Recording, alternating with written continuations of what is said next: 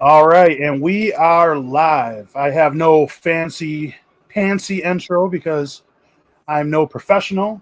I'm just faking it till I make it. But anyways, welcome to Killer Pizza Videos for my first multi-person roundtable live stream. We're going to talk about our favorite movie trilogies, and I have on three very special guests to kick off the very first show, which one of them is running late. He'll be here very shortly, but first of all, we have J-Man. How you doing, my friend? Hey, good. Thanks for having me on. Looking forward to it. Definitely, man. And then we got Pete Daddy Dollar, one half of the Midnight Vice from Wrestling with Horror. How are you doing? Doing excellent, brother. I'm glad to be here, man. I'm excited to talk about some movies. Yeah, so this is going to be really fun, guys. And obviously in the comments, if you want to throw some of your favorite trilogies in there. We're not really having many rules with this. It's kind of a no-holds-barred affair. We're just going to go at it with the best trilogies, our favorites and whatnot. And also just want to let you guys know that J-Man, Pete Daddy Dollar have two very amazing YouTube channels, which I will link up in the description, and they will tell you about it towards the end. But, you know, just give these guys a try if you've never seen them before. You'll know once they get going, once they get talking. Not only are they cool, smooth operators, but very knowledgeable about movies, very funny and cool guys. So with that being said, yeah, just no holds barred with these trilogies. And whoever wants to go first, I guess we'll just start it now. I'll defer to J-Man. I'll let him go. I'll let him go first. Do you want to do like 1-1-1? Like we can do like, I'll say one, you say do that. Then we're all okay. I'm good with that. Are you good with that? Oh, yeah. All right. All right, one I thought off the top of my head is Maniac Cop. Oh, that's such a good one. Right? I saw that. The thing with that was that I had never seen any of them, and my buddy, I only had one horror friend who we could bounce back. Like I saw a bunch of stuff that he hadn't seen, and he'd seen a bunch of stuff that I hadn't seen, and he was like, "Have you seen Maniac Cop?" I was like, "No." So we watched Maniac Cop Part 1. I was like, Bruce Campbell, like, I mean, this is crazy. Scott Atkins, like, I mean, Tom Atkins. I'm like, this is crazy. And then we ended up watching something that I'll mention later, which is I'll mention it later, another trilogy, unless one of you guys mentioned it. But yeah, so then he's like, we watched 5 movies that day. So Maniac Cop Part 1, then we watched Part 1 and 2 of another series, which I'll mention later. And then he's like, well, what do you want to watch next? So we got to watch Maniac Cop Part 2. So we watched Maniac Cop Part 2, and you know, his hand comes out and like. His hand comes out at the end, and you know, I was like, "Oh man, this is so awesome!" I was like, "Well, we have to watch Maniac Cop Part 3. Like, you can't leave tonight until we watch Maniac Cop Part 3." No, you got to watch them all. And I was like, the whole movie, I was like, his hand. I don't care what happens at the end, but his hand better move to show that he's still alive at the end, because that was what happened in Part 1. The hand came out of the water, and Part 2 came out of the tombstone or the coffin. At the very end, his hand moves and grabs the girl's hand. I was like, yes! So that's a great trilogy. All 3 movies are awesome. Robert Zadar and the Chin. And then we had Bruce Campbell, so he had the 2 chins, the Battle of the Chins. Robert Zadar did win in Part 2. Leo Rossi, who is fantastic as that weird serial killer guy in Part 2, where him and Maniac Cop team up. It's just so awesome. Never saw 2 killers like kind of teaming up. So that's the one I thought I'd throw out there first, because I know I watch a lot of stuff. I know we're primarily horror a little bit, right? Skew to the horror side slightly. So I thought I'd throw that one out there. Now, my question is, because that's a good pick, based solely on I've only seen the first movie, and I'm just curious for somebody that's never seen Part 2 or 3. Like a guy like you, what makes it appealing? That's what I've heard. I heard there's a really good car chase and everything. Is there certain things that elevate past the first one? Because like I said, I really like the first movie. The second one goes into Matt Cordell's entire backstory, and he's full zombie at that point, and he's on fire driving the car in the car chase. So the entire car chase, he's on fire while he's like ripping doors off, and you got Robert Davi. So Bruce Campbell is halfway through the movie, and then it passes to Robert Davi, who takes over for 2 and Part 3. But everyone from Part 1 returns. Did Tom Atkins? No, he died. He died. So yeah. So Tom Atkins. Yeah. He started it. Yes. So he started it, and then in that movie, Bruce Campbell was the guy who was kind of framed or whatever. And then the second one. So the second one, Matt Cordell meets up with this serial killer who kills these strippers. And it's played by Leo Rossi, who is awesome. He's the detective in Relentless, and he was in Godfather, so he's like a big actor. So and Godfather trilogy, there's another one we can. You got two. You got a twofer. Got a twofer. No, but he is like this serial killer, and then he meets up with Cordell, and you're like, what the hell? And then he's like, I understand you. It's like we're together, and like he joins up with them. You're like, this is awesome. Like, what the hell? And then the third one is sort of the bride of Maniac Cop, because there's a girl, another cop who they call Maniac Kate. And there's a shooting. It's a police shooting. And this is back then, which is one of these, like, and she's justified. They show the audience that she was justified in the shooting, but it looks as though she was a crazy cop who just shot these innocent people, but they weren't innocent. So then Maniac Cop gets brought back to life to help her out and clear her name, sort of. It's pretty damn awesome. Like, they kept reinventing the thing. It's wicked. So yeah, 100%. Like, get all those movies. They're all good. So, dude, I haven't seen those in a long time. I watched the first one when I was a teenager, I think, and I watched it again a couple years ago. We did a watch party for it on my channel. Mm-hmm. And after we went off the air, they were all on YouTube. So I watched the second and the third one on YouTube, and I was like, I was pissed Tom Atkins died. I love Tom. Yeah, I'm a huge mark for Tom Atkins. Yeah. But it was so cool. I want to rewatch them because I was really drunk when I watched those.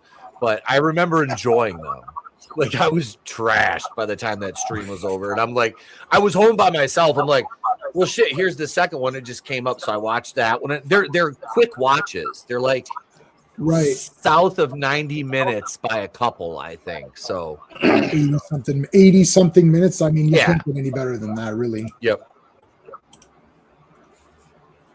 Oh, is it on me now? Alrighty. Yeah, that's a good pick. Definitely, man. You sold me at he's driving while on fire. Yeah, it's crazy. He's like ripping the door off and shit. You're like, what? Like, us men, we're such simple creatures. Like, a guy driving on fire, like, hell yeah. Anyways, it doesn't take much what to you saying? Make us happy. I was gonna say, it doesn't take much to make us happy at all. So I'm curious to see what your first pick is, Mr. Pete Daddy Dollar. My first pick, right off the top, and if I had it lit up back there, you'd be able to see, but I'm going with the Star Wars original trilogy.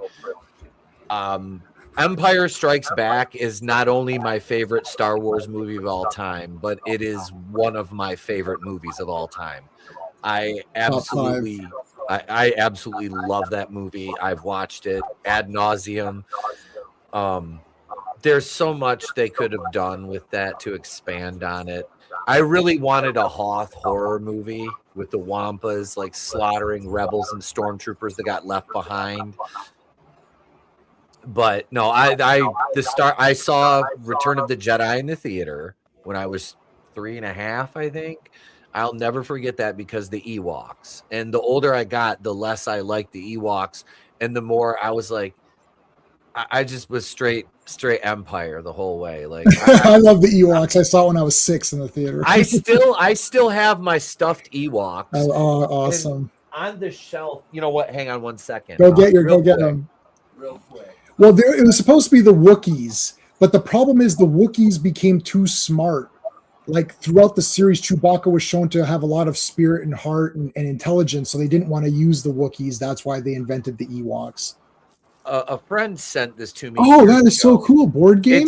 It's still sealed. It's the original seal. It's the Wicket, the Ewok. It's a game of friends in a food gathering adventure. Wow, that's great. Which, this is not the weirdest board game I own, but it is one that does not sound very fun. All you do is gather food. I'm like, I'm just gonna leave that sealed, and it'll be a nice showpiece on the shelf. But no, somebody picked it up in a resale shop and just sent it to me, and they were like, "Hey, you like Star Wars? Here you go." I was like, "Oh, awesome! Thank you. I appreciate it. It's just something cool to show off." But no, I have to go with the Star Wars original trilogy. The best space opera. I'm sorry, Trekkies. I'm so sorry for you, but Star Wars is superior. And I understand the lineage. Well, they're not the same. I'm a Trekkie, but they're not the same. They're not. They're not. They're much different. But they always get compared, and it's apples to oranges. Why. Yeah, I know. It's apples to oranges. I don't hate Star Trek. I don't. I enjoy the Next Generation, but Star Wars to me is always going to be like, that's my favorite trilogy of all time is the OT. Yeah, I comment. I've never seen a Star Wars movie in my life. See, I want to get. We should just. We should. Ray hasn't watched it. We should watch Star Wars together. You're joking. You're joking. No, right? no, I've never seen any one of them. He's not. That's outrageous. I can't. I couldn't believe it when you first told me that. That's you have to the original 3 unaltered. I don't like the special version or whatever. No, it's got to be the original 3 real ones. Yeah, the original 3 originals. I mean, those are some of the best movies ever made because the people like George Lucas took from the best things that were out there that were the most fun and entertaining. Mm-hmm. Basically, Flash Gordon, Buck Rogers, and he mixed in Kurosawa style. And then having the whole thing meet up together. So it's a mishmash of things, but he picked the right things to mishmash together that made it really cool. I mean, Empire Strikes Back is a 10. They're all 10 out of 10, and maybe Jedi's 9.5 out of 10. Maybe, yeah, I would. I marked out just a little bit. I didn't think that though in the theater. Like we're like, this is the greatest series ever. So I mean, you need to watch everything after that. For me, is not. I don't like any of it really. I like the Ewok movies because they're cute, but even the George Lucas episode 1, 2, and 3, some people still like them. It's not for me. There's the original trilogy, and that's all I really care about. And the rest is either here, and the Disney stuff is way down. And I'm not anti-Disney. I don't care. I watch stuff and evaluate what I'm watching, and it's objectively bad, and I don't care who tells you anything. Oh, this one was pretty good. No, it's not. No, it's not. I don't care who says it. You can believe me. I'm like a super mess. I own every Empire Strikes Back vintage action figure and almost every Star Wars and almost every Jedi. I'm missing like 10 figures, and I own every figure that's ever come out in the vintage line from 77 to fucking whatever, 85. So I'm not just talking to talk. I'm missing a couple. I'm missing a couple. Yeah, and I'm telling you it sucks. So yeah. No, they are. They put out all the 3 trilogies in 3 packs on Blu-ray and 4K recently, and I had the original 3, episode 5 and 6. 4, 5, and 6. I had those in my cart because it's kind of like, I don't know what's kept me away from them, but I know from the reputation and what everyone has to say about it, like they clearly have to be good. Like I'm proud. I'm missing out. Yeah, they're excellent. They are. You would not regret watching the original trilogy. I'm a prequel defender. I don't care how bad everybody says Attack of the Clones is. What I look at that movie for is the world building. The dialogue is horrible. The acting is not great. But the scenes on Camino with Obi-Wan and Jango, cool. the CG in that I think it looks good. I enjoy that. And Revenge of the Sith, hold your breath. That is my 3rd favorite Star Wars movie over Return of the Jedi. It goes Empire, Star Wars, and then Sith, and then Return of the Jedi. Oh wow! That's my Sith is my least favorite of all. I love that one. I don't know. Well, we'll have to do a stream on the Star Wars. Break it up, nerds. Break it up. Yeah, all right, Ray. What's your pick? What's your trilogy pick? Okay, I was going to say I didn't want to come out with such a heavy hitter right out the gate, but breaking all the rules. But hey, rules are meant to be broken. We're Midnight Vice. I grabbed the actual physical titles, and I just grabbed the basic ones I have because I didn't want to make this a big showcase of, I got this VHS from here, so So we're doing and this is kind of breaking the rules too because there's 6 of these movies, but we're talking about George Romero's original. Yeah, I've got that on Dead there. trilogy. Yeah. These are my favorite. Night of the Living Dead. The original is my least favorite. I actually prefer the 1990 version more, but this was a groundbreaking movie with the breaking down cultural barriers, having a black man as the lead, and this is the one that's like the Bible of zombie movies. It created the barricade yourself in the house, and my favorite part, which a lot of other zombie movies don't follow this, it's usually more of Romero's stuff. It becomes the humans caused by the isolation, and the differences become the real monster. And this is kind of what established all of that. Right. And even the sad ending with Ben getting shot at the end, which you don't know if it was on purpose or not, really. I mean, I just think this is the one that started it all. And I'll move on to Dawn of the Dead, which this is a top 3 favorite movie of mine in general, not just horror. This is my favorite zombie movie, one of my favorite horror movies. I don't know if you guys ever had this release from Second Sight, but I mean, I was just telling my buddy about this the other day. Just it has every single thing you want. You know, it's crazy in the beginning with the cops swatting inside the building, and then they know of a guy with a helicopter.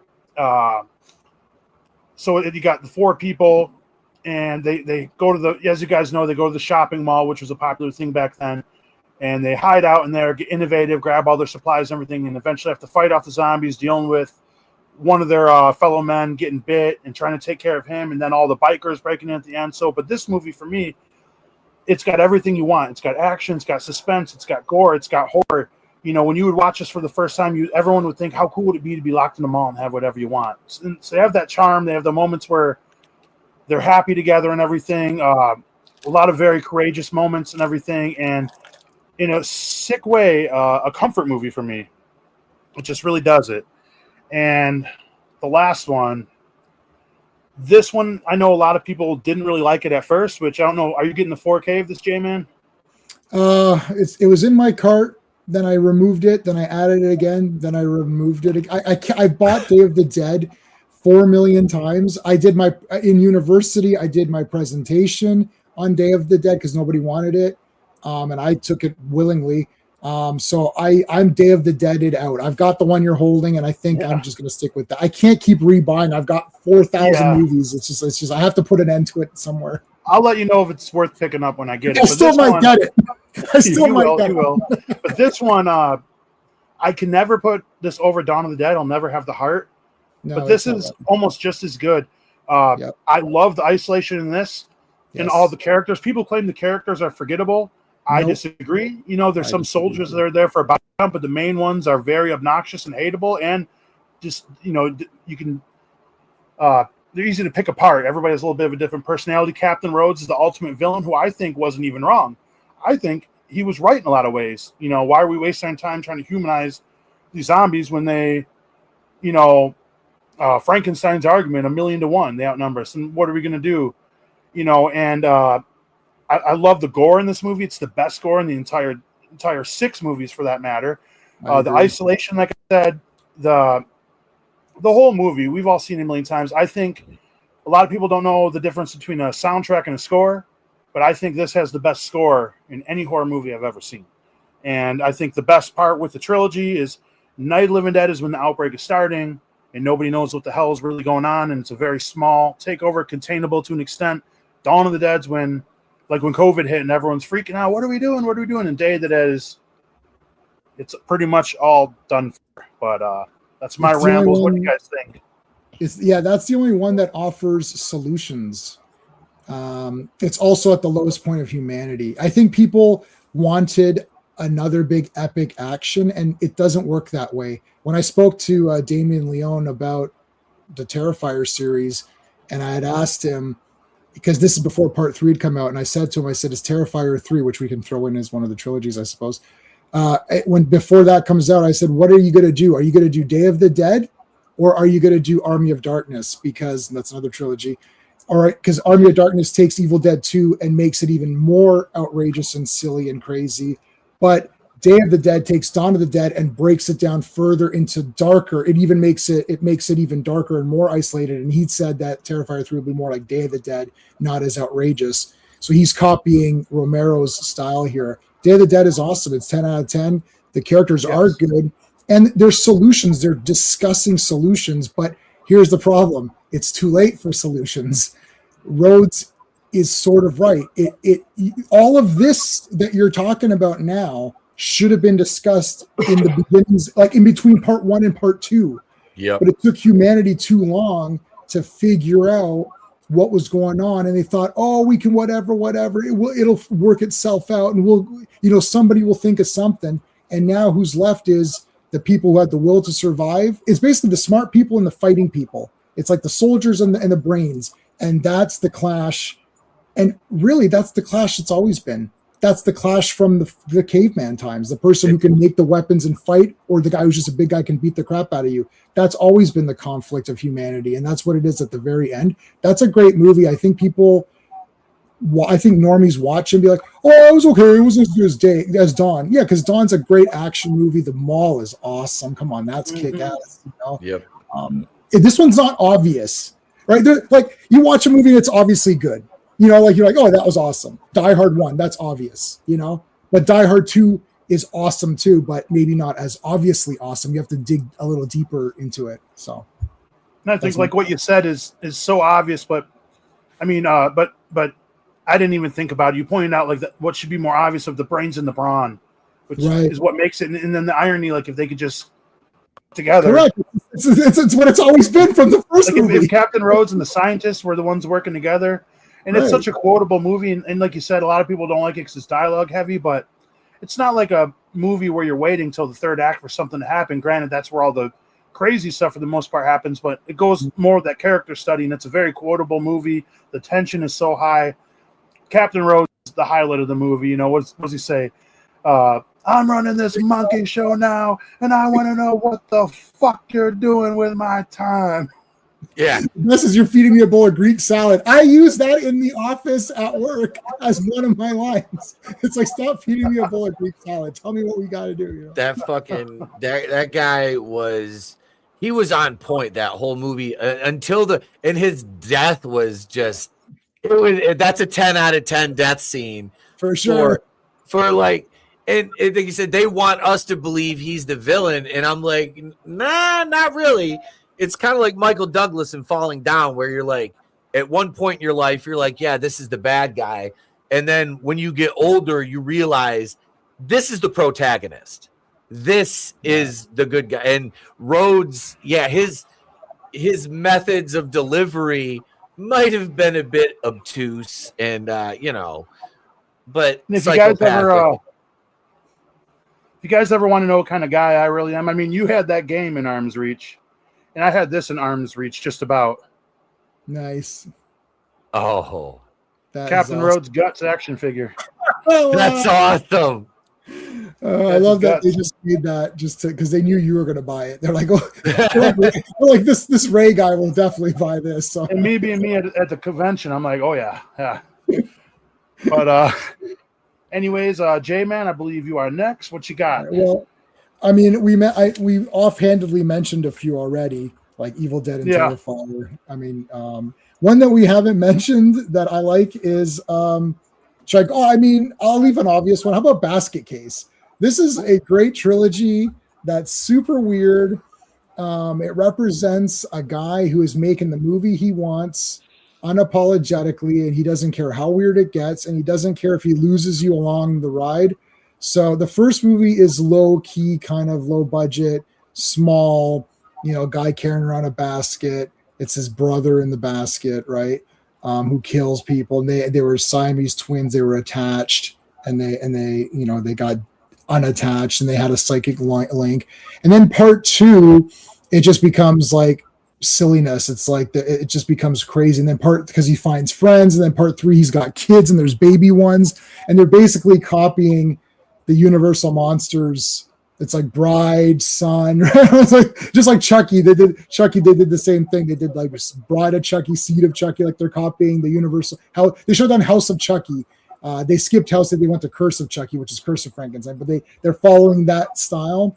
But I love the Basket Case trilogy. That's one where same friend that I mentioned earlier for my Maniac Cop. I was at his place, and we had slept over. And I wake up early. I'm up at like 5:30, 6 o'clock, like easy. So I'm up at like 6, and he's one of these, he sleeps till 11 or whatever. So he woke up, was like, by the way, while you were asleep, I watched the entire Basket Case trilogy. That was awesome. He's like, oh man, I wanted to watch that with you. I was like, well, you should have friggin' waken up earlier then. What are you gonna do? He was actually pissed off. He's like, I was like, dude, I didn't know what to watch. So I saw this Basket Case thing you had on VHS. So I threw that, and I was like, wow, this is so good. And they're so short. They're like 80 minutes or something. So I ended up watching them all. And they're great. And like Belial in part 3 makes like a mech with like saws and you're like, this is outrageous. It's so outrageous that you feel comforted because you're like, someone made this and they didn't care. They didn't do a survey and think what's going to make money. And if I do this, is that going to be too weird? Am I going to lose the audience? It's like, I don't care. I want to make this trilogy. I really don't care. If people get it, they get it. If they don't, they don't. And in some ways, we've lost that because now it's all, how did the test screenings go?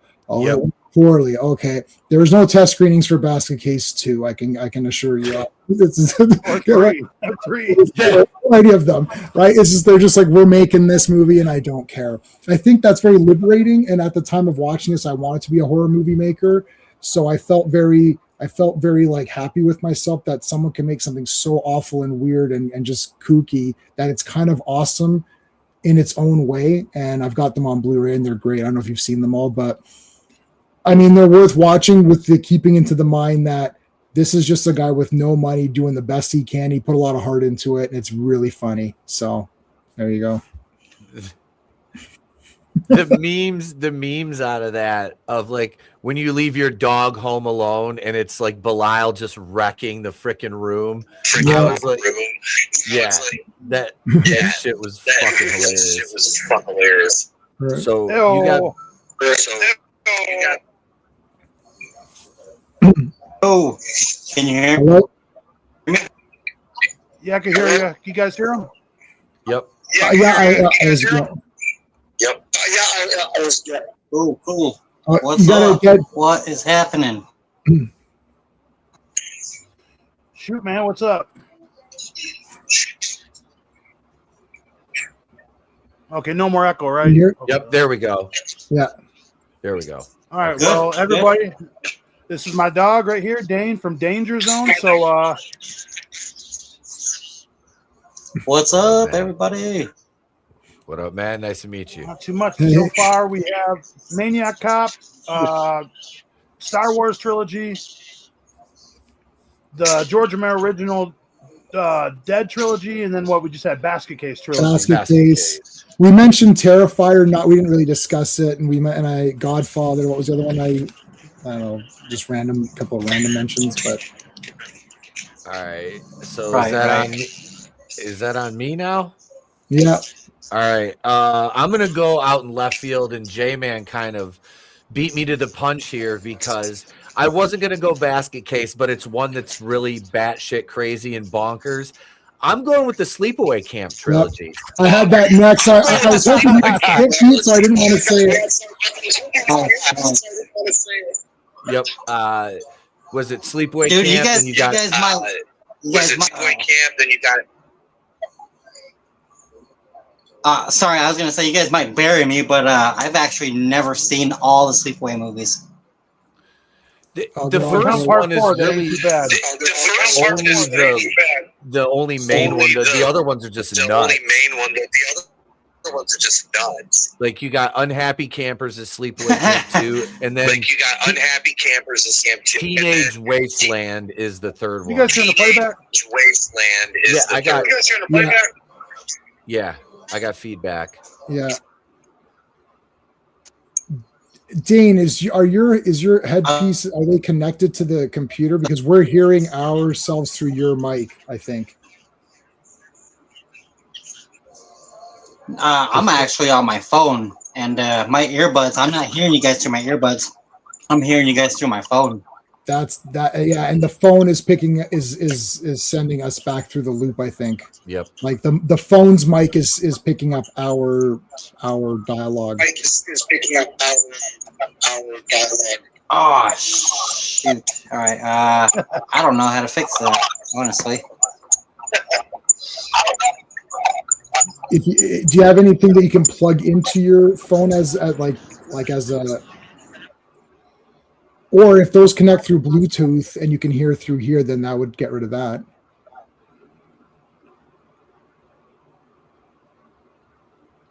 Muted He's right fixing now. it. Okay, hell yeah.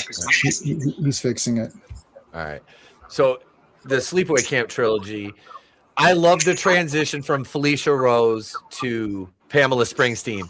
Pamela Springsteen brought something to that second and third movie, and I remember when I got those, J-Man said, "Look, they're not great movies, but they're awesome." And I'm like, yes, I'm gonna enjoy them. Then Yeah, if he they're said that, I'm gonna enjoy it, and I did. Yeah. Like the kill in the porta potty in the second one, where she just takes that stick and shoves her fucking head down, and she just comes out. She's like, "Oh, shit leeches!" Just Yeah. and when she has all the bodies staged in the cabin, I love when the two counselors run in and the axe comes down and like, two axe, bam, just right in the chest. It was freaking great. Yeah. That franchise went like this. It was weird, and then it just went into like total fucking just insanity by the third movie. And I did not know there was a fourth one. It's brutal. It's totally brutal. Felicia Rose is back, but like, and she's like undercover. She has one of those. What's the guy in South Park that talks through the thing? Like, Ned, the cancer. Yeah, she's like, and it's like it's clearly her. She's supposed to be in disguise, or whatever. You're like, that's clearly her. Like that disguise didn't fool anyone. But yeah, so that's one of my. Sleepaway Camp 1 is one of my all-time favorite movies. Rest in peace. The guy who played Ricky. The guy who played Ricky passed away. So rest in peace. I would have thrown that in there, but I just rewatched 2 and 3 not too long ago, and 3 just didn't do it for me. It had its moments, but I like them all.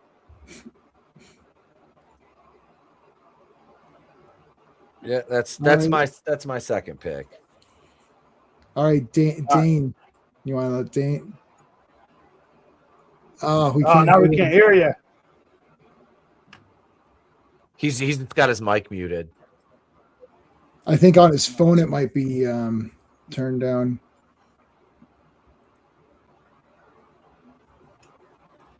Let's see. But yeah, and then when you were talking about Basket Case too, man, what I like in Basket Case, especially the original, what a gritty look of New York City, man. Yeah, big time. All right, let's see what you got, Dane. How's that? That's good. Good? Can you guys hear me? All right, cool. Yeah, perfect. You guys said you guys already did, what was the original Star Wars trilogy? Yep. Yeah. One of mine is actually the second trilogy. Ooh. That started in what, 99? Yeah, with Phantom Menace.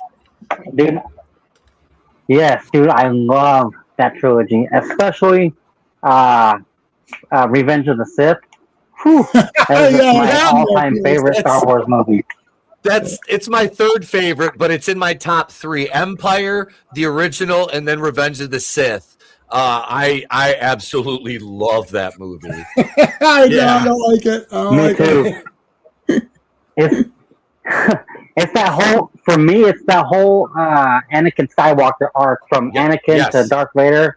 That is my absolute favorite story. Mm-hmm. I don't even care how wonky everybody thinks it is at the end when he gets up and he's like, no. I like that because I look at that like this. He just got his arms and legs cut off. He's burned.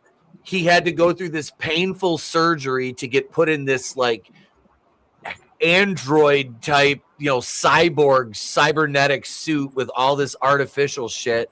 He's in excruciating pain. The woman he loved is dead. I mean, what that reaction was pretty visceral. And I dug that. I didn't mind that at all. Yeah, but we had to go through the pain of his acting for the whole movie. So we should have been going, no. It wasn't as bad as Attack of the Clones. I don't know. Attack of the Clones had that really awesome fight in the end. I love that movie, but like I said, Anakin in it was just kind of meh compared to like Ewan McGregor lifted that movie up because that is true. he's Ewan McGregor Yeah, as I agree with Obi-Wan. I think he listed the whole trilogy, that whole second trilogy. It was all him for me. It was. I think they dropped the ball with Darth Maul.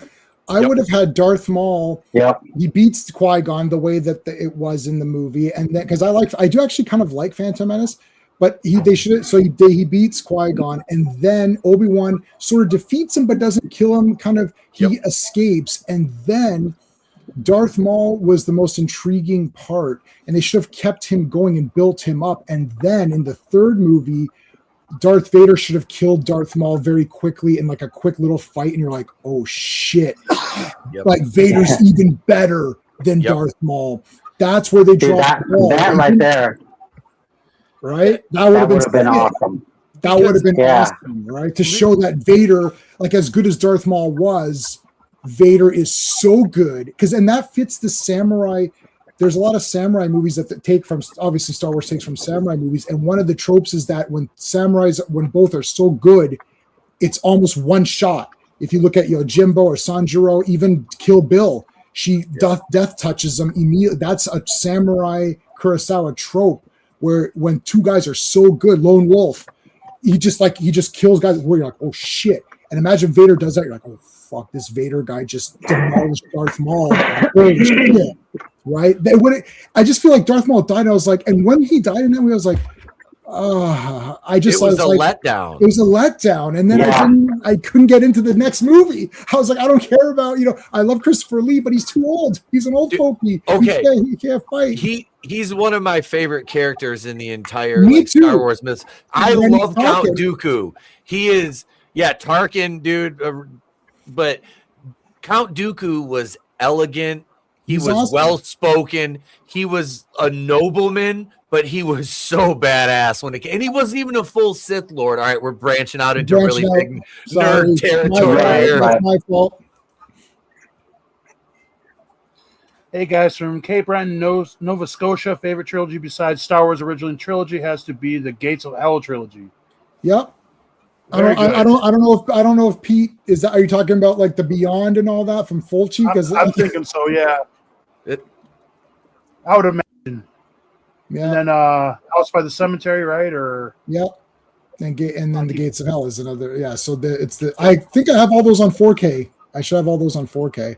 I think Pete, you've only seen the Beyond out of those. Yeah. There's City of the Living Dead, the Beyond, and the House by the Cemetery. Yeah. I've only seen the Beyond. Yeah. That's the only. Have we watched one or two Fulci movies? We watched Zombie. We watched Zombie. Yeah. Oh, Ray, go away. Overrated. Don't go away. I like him. I like him. I'm giving crap. But hey, my next one, go with the horror. I know there's a lot of movies in this franchise, but I'm breaking the rule. Child's Play 1. Oh, those are Child's Play 2. Yeah, the best one. Child's Play 3. Yeah. Yep. Also very good. When it comes to Child's Play 1, am I freezing? I'm freezing. Oh. Child's Play 1, this is one of the greatest horror movies of all time. I grew up watching these, so I could be a little bit biased, but we all know the story. The serial killer Charles Lee Ray is dying in a toy factory, and he knows voodoo. He spreads the spell onto a doll, and he's got a set amount of time before he turns into the doll, and he has to transfer his body. Is it the first kid that sees him, first person that talks to him or whatever? And it's pretty much a big mystery too that a lot of people overlook, that you don't really know if it's actually Chucky doing the killing or if it's actually Andy until later on. And then when it comes to part 2, a lot of people, myself included, depending on my mood, I might throw this one over part 1. It's really tough. I would. I definitely would. With movies in a trilogy, those two might be two that are the closest in a lot of regards. I love this one because the whole angle, and the deal with his sister and everything. What was her name? Chris. And obviously the big toy store, or the big factory fight scene at the end, kind of action packed. And then this is the one obviously everybody criticizes, Child's Play 3. But once again, being a kid of the late 80s and 90s, this was one of my favorites watching growing up because it was just fun. I love the whole military aspect. You know, what are you doing in there? We're playing hide to solve. Very, very funny movie. This one where he starts to get really funny. You know what I mean? Like when the sergeant has a heart attack before he kills him. Like, you gotta be fucking kidding me, man. But that is my favorite kill in the whole franchise. Yeah. The garbage, the dumpster scene absolutely. always traumatized me. That made me like feel sad as a kid because that guy was just trying to help him. And then obviously, I like the other aspects of like the bullying in the military school and the love interest and the dorky friend who becomes a good friend and ends up sacrificing himself later to save everybody when very unreal. You guys ever have this happen where you're like, that's so unrealistic that you could just take regular bullets and put them into paintball guns and they could shoot like a regular gun. And then I gotta go, oh, I'm watching a movie about a doll that's alive. Well, I'm like, what am I doing? And then the ending in here, did you guys always want to go to that fun house, right? You're like, what pop-up carnival was that? Oh yeah, dude. You know, and I always wanted to see that. Whenever I go to any kind of carnival or something, that's what I think of. Always. But yeah, just a very fun trilogy, and I think like there's not many Child's Play movies I don't like. I think Bride of Chucky, I liked it when it first came out, product of its time. Later on, I didn't like it, but then grew back on me. Kick-ass soundtrack. Seed Can Go to Hell, that sucks. And I actually like Cult and Curse, but when it comes to the first three, that's a pretty perfect trilogy in my opinion for horror. Yeah, they're all really good. I love all three of them. Obviously, the third as like the on the back end because it's not the best, but number two, phenomenal.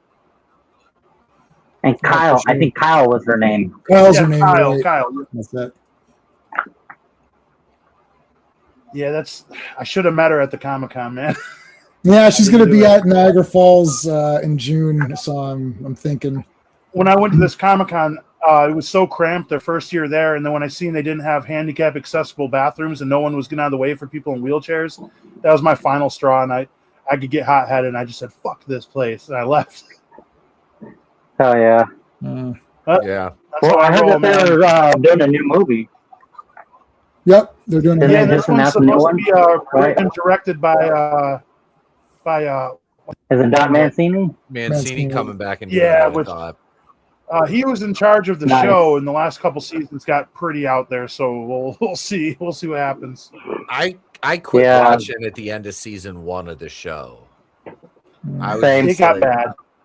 I was just like, I haven't seen season 3, but I own it. But I'll watch. I liked season 2. They just want to make TV shows out of these series now because of streaming. It's kind of annoying. We're getting a Friday 13th show, which it looks promising.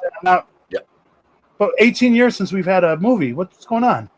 I was just gonna say that my next go around. I was gonna be like, it's October 15th. It's premiering, and I, for one, as a bit of a Friday the 13th fan, just a little bit, am extremely fucking happy to hear this, but I remain cautiously optimistic because the original show. Stop it, J-Man. Stop it. It's going to be awful. Anyways, whatever. It is not. You know I'm a Friday 13th. Me and you are equal. I know. I'm like a super massive mega fan. Had them all on VHS, 1 through 10 on VHS, and then got them all again on DVD, Blu-ray, whatever. Yeah. So I don't know, man. I'll see. We'll see. We're gonna review this on Tuesday night TerrorVision. We're gonna review the let's do episode. that. Yeah, we'll do that. That'd be good. So I'm very skeptical about this show. I'm very skeptical about this show. Cautious optimism. I would There's no. say with this. Yeah. It's like, how about Jason the Hockey Mask? Is that in it? No. Okay, I don't understand. What am I watching? Like, it's like the one franchise that can repeat itself over and over again, and everyone's content. Like everyone. Oh, there's no substance. Like there's is here and there, but we just want to see a bunch of kids partying, hooking up, and Jason come around just kill them all. That's what I wanted. But the problem is now everybody thinks everything has to be elevated horror, which is why I love Terrifier so much, because It is straight up gore. You want gore? We Yep. got fucking gore galore. And that's why I love it, because Friday the 13th got like nerfed in terms of the gore that they were allowed to portray on screen at the time, because the MPAA had a hard on for Friday the 13th. Right. So this is not what I want as a Friday the 13th Paramount 8 purist. No, this is not what I want. I want Jason in the hockey mask slaughtering people Right. over and over and over again, and then repeat, because people will watch it. But with a little bit, the Pamela Voorhees thing, Linda Cardellini's a hell of an actress. She's Brad good. Caleb Kane is a competent showrunner. I really liked Welcome to Derry. So I'm like, you know what? Oh, dude. I just finished that too. It was dope. It really was. Hey, you guys, Oh, you yeah. mentioned Terrifier before you get to your next one, J-Man. I know you got to get out of here in a little Yeah, real sorry. quick. Soon. But Terrifier 3, did you guys see that in theaters? Of I did. course. Opening night. So I watched No, I didn't have a chance. Open night, packed theater, and when the kid gets killed in the beginning, I'm not laughing at a kid being murdered. It just caught me off guard how they did it. And you know the scene in Scrooged where Bill Murray's in the restaurant and he thinks he sees the ghost, and he just goes, ha ha! I let out a laugh. It just burst out with, ha ha! Nobody else in the theater laughed that hard. Everybody looked right at me. I was like, Yeah, no, I laughed throughout that entire movie. I laughed through most Same. of it. I think it's like, I think if you're there Same. watching it, you know what it is. he's Terrifier killing has it in like a has Looney good Tunes cast. way. It's like Looney Yeah. Tunes. It's like it's not. Yeah, it's so Looney over the Tunes. top. Yeah. But, It's anyway, That's surpassed exactly what I think of. Okay, so how about this obvious trilogy, Mad Max? One of my favorite movies of all time is Road Warrior. It's in my top 10. I actually like all of the Mad Max films, including Furiosa, which some people don't like. But the three with Mel, I really like Thunderdome. I think that's one of these ones where people didn't get it yet again. I did like a 2-hour live stream breaking that movie down. But obviously Road Warrior is awesome. And though it's just like it started whenever a series becomes the description of a movie. So for example, like, oh, what's this movie? Oh, it's kind of like a Mad Max ripoff. Then you know that that's a successful, great franchise when they're naming the movie as the genre, right? So you're like, oh yeah, I watched one of those Mad Max ripoffs, one of those Maxploitation movies, and it's like the same thing with like even Die Hard. It's like, oh, what's Speed? Oh, it's kind of like Die Hard, but it's a bus. Or like when you use the movie franchise to explain what another movie is, you know that that's good, right? So Mad Max has an entire series of and like imitators and stuff, and I love all those imitators as well, all those Italian ones. I love them all. But I mean, you're not Mel Gibson Road Warrior. That movie has a lot going on in it. So does Thunderdome. I think people miss out on Thunderdome. They kind of the kids are annoying, which they're not.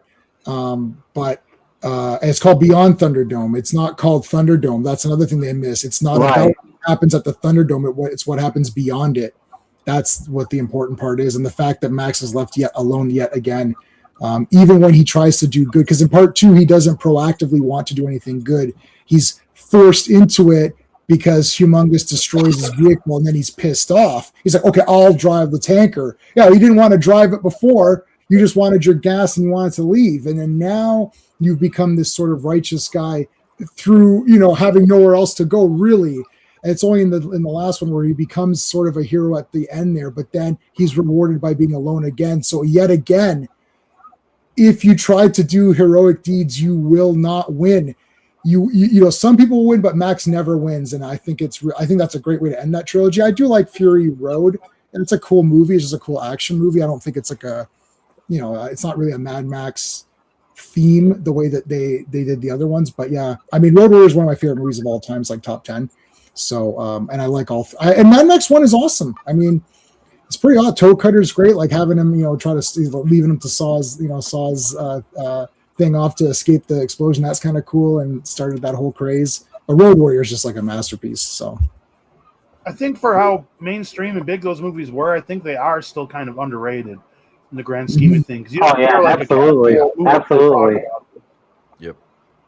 I think people And a watch lot it like it was a cool action movie, but there's a lot going on. The good A lot of guys are sad moments right. that cause the motivations.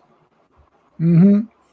And you look at too, like even the deception at the end, like that's a movie where at the end you're like, wait a minute, what the hell's going on? The gas wasn't even in that. What the hell? It was like, oh shit, that was awesome. You didn't even, and then you were even wondering, did Max know?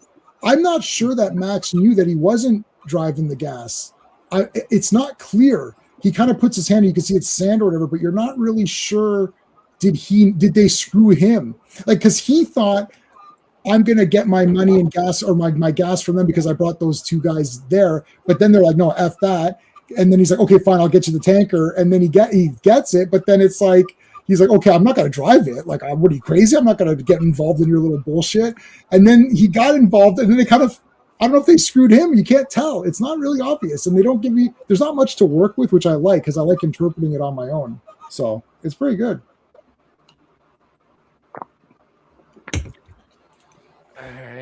All right, Pete, what you got? What you got? I'm gonna go with the Thorn trilogy. Halloween, That's definitely unique. The Return of Michael Myers, which is one of my personal favorites. For sure. Halloween 5, Revenge of Michael Myers, which is absolute dog shit. And Halloween 6, The Curse of Michael Myers, which if you watch the producer's cut is a little bit better. No, it's not. God damn it. No, it's not, Pete. Stop it. No one believes that. Dude, I love the Thorn trilogy. He's like trapped in a circle. That is the scariest Michael Myers and the Curse of Michael Myers. It is. He's the most aggressive in the original. I'm not counting the David Gordon Green trilogy because I don't even want to get into that. That's like the Rob Zombie shit. What about? It's better than Rob Zombie. Come on. Yeah, the David Gordon Green ones are way better than Rob Zombie's. Absolutely. But no, I'll go. I love Halloween 4. Yes. I do. That movie was a fantastic return, and I'm not knocking Halloween 3 because if you just call that movie Season of the Witch, it's amazing. No, dude, I am a huge mark for Halloween 3. My son has multiple Halloween 3 posters in his room. Like that's if you ask him his favorite Halloween movie, he will tell you it's Season of the Witch. That's the one he has. I bought a hand drawn one at a convention for him. Oh, awesome. Nice. But yeah, so we've all got a bunch of, like, I've got a silver shamrock hat, like he's got a couple shirts, I've got a shirt. I love Halloween. That movie's great. But yeah, Halloween 5, the one scene I really liked was the pickup scene with the man in black shooting everybody up in the police station. And then they redid the end of 4 and 5 and they added in more cops, subtracted the rednecks, and added dynamite to the mix. And they redid the beginning of 5 because it was supposed to be that Dr. Death guy, which you can still kind of see in the set, but they added the hobo instead, the homeless guy, and made him, for some reason, they didn't want to do the Dr. Death character. So, and then 6 was just a fucking hot mess, but that is a very violent Michael Myers. And Paul Rudd is Tommy Doyle, Paul Rudd's debut, because that was shot before Clueless. Yeah. But Clueless was released first. But there are some just gnarly kills, and all the music cuts, they call that like the MTV Halloween right there. Right. Because you had all the like guitar riffs when he like stabbed somebody. But yeah, I'll go with the Thorn trilogy. Part 4 is one of the coolest opening credit scenes. Yeah, I agree with that big time. And I grew up in an area that looks like the beginning of Halloween 4, and I revisit it every time I go back home to my dad's house. So it's, for me, that was the first Halloween movie I saw. As soon as it came out on pay-per-view, my mom recorded it, and I watched that movie so many times. That was like for Halloween, that was my Friday the 13th part 6.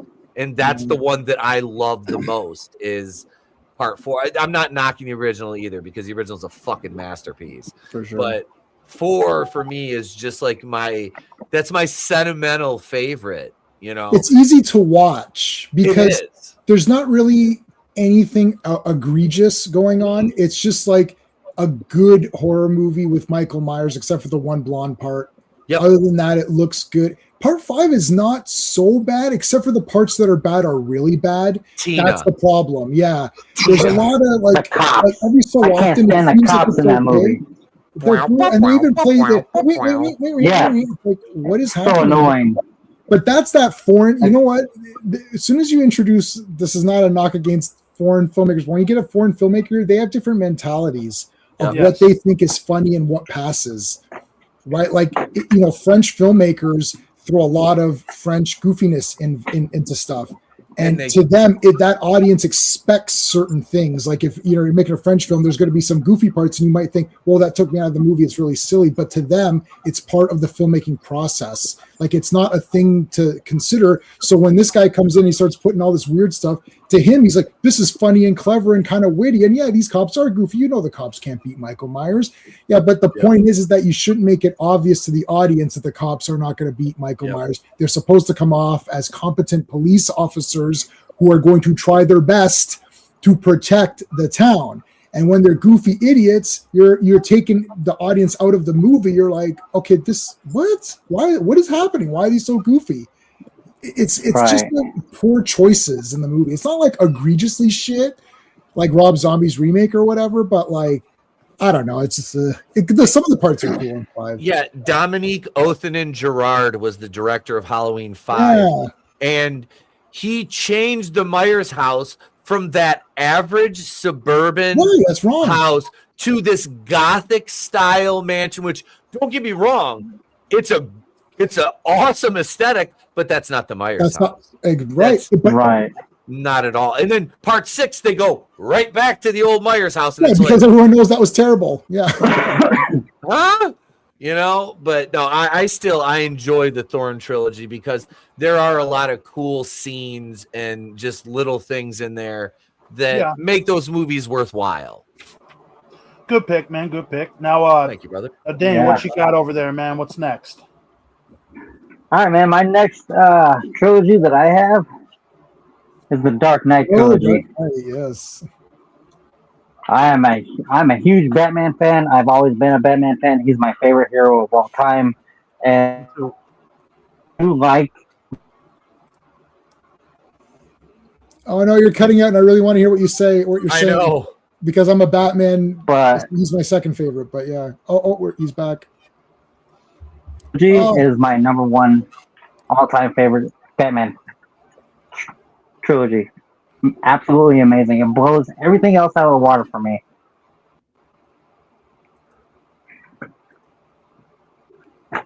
Anybody there?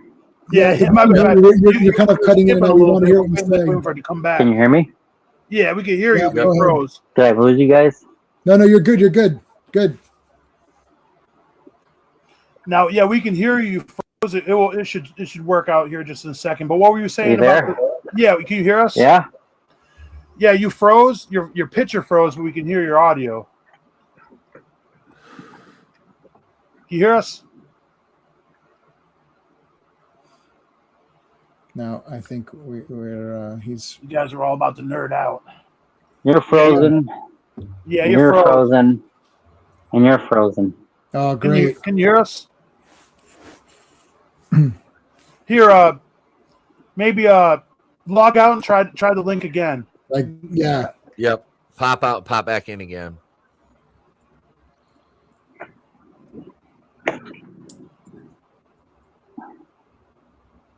Can you hear us? That's a hell of a freeze frame for him, though. Yeah. It's like, It was like right about to like go off on. Give on her that. make a point. Make a point. Yeah, if you can hear us, just you froze, so just log out and then click the link again and come back and you should be all I right. don't know. Can you guys hear me? I can't hear. I can't hear you guys. It's very sporadic, Okay, I'm gonna text you real quick. and you guys are frozen. so that means it's on You his. froze too Yep. just now. 1 sec. Yep. Well, he was saying the Dark Knight trilogy. Obviously, Batman's my second favorite character. I read every Batman comic that comes out every week, except for last week's. I'm behind 1 week only, so relax. But How dare you? How dare I be 1 How week dare behind? But I don't like this current Batman series. Batman Begins, I saw that 3 times in the theater, so I was pretty excited. I thought Dark Knight was really good too. I thought that the third one was too long and too bloated with too many side plots, and I can't stand Anne Hathaway. You know, she looks pretty, but I just could not stand her as Catwoman, like at all in that movie. And the fact that she nails Bane, who's my favorite Batman villain, not happy. Like I was happy with Bane during the movie, and then at the end where I she can't hear nails anybody. he might You guys not are all still frozen. I don't know if you guys can hear me or not. you want to remove him, Ray, and then like because he might be because if he's using his phone, maybe he's not seeing your texts because he's on StreamYard on the phone. Yeah. And then that'll clue him in to Yep. come back or whatever. Yeah, so I don't like because I thought Bane was better than Joker while watching that movie. And then the problem is that they nerfed him at the end because he actually was imprisoned and learned to build his body up in his mind. Oh, there you go. Okay, Dane, you're looking. We got you back. We got you back. Go for it. Dark Knight Trilogy, go. Can you hear us now?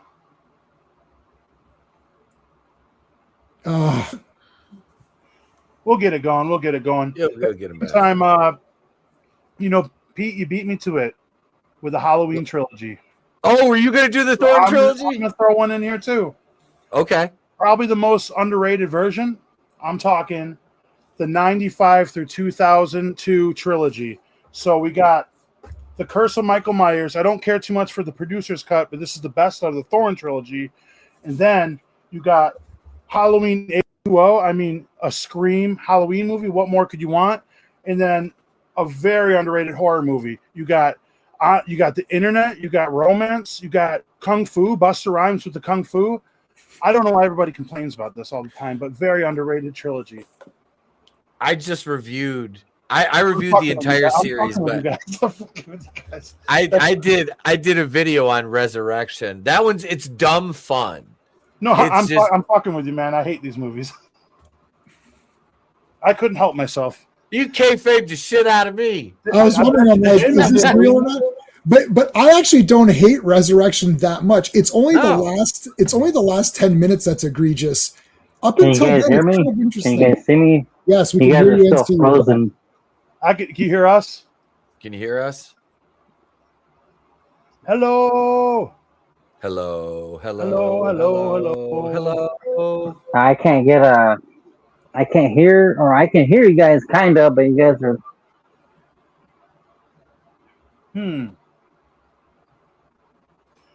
What do you guys suggest? J-Man, Pete, you guys are the technical support. Man, I don't know.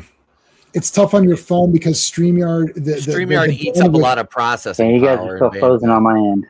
Yeah. Yeah. And StreamYard you guys sound like robots or very metallic sounding. I try maybe log out, restart your phone or something, and come and click the link again. I'll try to add you again. Oh, that sucks. I know. We'll get you back in here. All right, what's your real pick? What's your real pick? Yeah. I can't believe you guys even slightly believe me. Now this is kind I of did. I was like, maybe I don't know. I was like, okay. Now this is me just being biased. First, I got Return of the Living Dead, my all-time favorite horror movie. Yeah, well, I love all 3 of these. And then 3 is pretty much a reimagining, but incredibly funny. I grew up watching this one. I love it to death. And then one that takes a completely different turn, Return of the Living Dead Part 3, but I grew up with an older sister who's into horror, and this is kind of like the Romeo and Juliet horror movie. So this one's perfect. Return of the Living Dead, I can't say enough about it. The original, it's my all-time favorite movie, regardless of genre. It's just you got good dialogue, good characters, good settings, good gore. The soundtrack and the score, the original songs and the soundtrack are amazing, and it's like an anxiety-ridden trip where things just get progressively wrong that the movie almost gives you anxiety in a positive way. It's like it's fun, and then part 2, like more of a remake in a way than a sequel. I know it gets shit on all the time, but another good score, good fun soundtrack. But I grew up watching that, and maybe I related to the kid Jesse and everything. But I just had so much fun with the movie. And then, like I said, 3 doesn't really fit in with the other 2, but it's on an island of its own. And those 3, we don't speak of part 4 and 5, but I love that trilogy. It's amazing. Part 3 is like my favorite. I met Melinda Clark. I met Brian Yuzna, who directed it. I talked to him about it in a pretty lengthy conversation because everyone always talks about Reanimator when they meet him, but I was talking about Return 3 and loved it. I had a shirt made of that poster. I have the poster. I have the soundtrack. I actually have the score. I have the score to Return of the Living Dead 3 in CD, like the official score. So it's pretty good. I love all 3 of those, including part 2, the goofy one or whatever. Can you guys hear me? Can you see me? Yes. Yeah. Yes. We can hear and see you. Yeah, I totally missed everything. I had no idea. Like, it was my turn, and I went like this, and then everything went completely black. All right, so Well, let's pretend it's your turn. Everything froze. No, you're good. Let's move on. All right, so Ray had. Yeah, we just did Return of the Living Dead 1 through 3. I love the second one. That is. Yeah, I saw the second one first, and then I went back and watched the first one. And the first one's fucking awesome. Yo, Dane, what are your thoughts on the Return of the Living Dead, the first 3? The first one is probably one of my top 2 favorite zombie movies of all time. Return of the Living Dead, absolutely amazing. I love what is his name? Miguel Nunez. Yep. I love his character in that movie. He's absolutely hilarious when he first sees Tarman for the first time, and he screams and he runs out and he goes, "Don't go in there! There's one that's all goopy and ugly and gross and shit." Dude, I lose it every time. I laugh probably the rest of the movie after that point. The second one's not bad. I really do enjoy the second one. It's fun. Yep. Oh yeah, absolutely. Well, the first time I ever saw the second one, I was just like, wait a second, didn't I already see this? Aren't these the same 2 guys from the first one? Wait, I was confused as fuck the first time I seen it. The house development setting is very original and fun too. Yeah. Oh yeah. Yeah. I like when he's in the or when she's in the attic. That's my favorite part of the movie. Oh, in part when she's 1? in the attic, he's like, I can smell your brains. Yeah, I met them all before. They're really, really nice. I always heard horror stories of Miguel Nunez that he would sign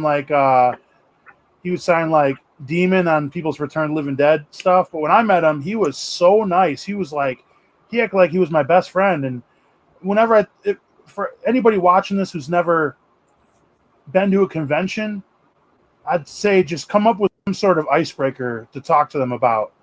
Like when I met Miguel Nunez, I brought up the line like, "Oh, I watched the other night when you say I'm gonna bust him in his damn head." He started just belly laughing. Like when I met Ken Foray on a side note, I told him he was signing my stuff. I'll take my picture, and I said because he was Leatherface, Texas Chainsaw Massacre 3.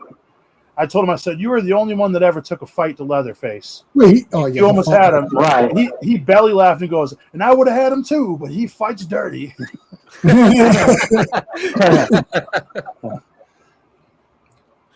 Yeah, I loved him in that Texas Chainsaw movie. That was a good one. Yeah, that was a good Chainsaw movie.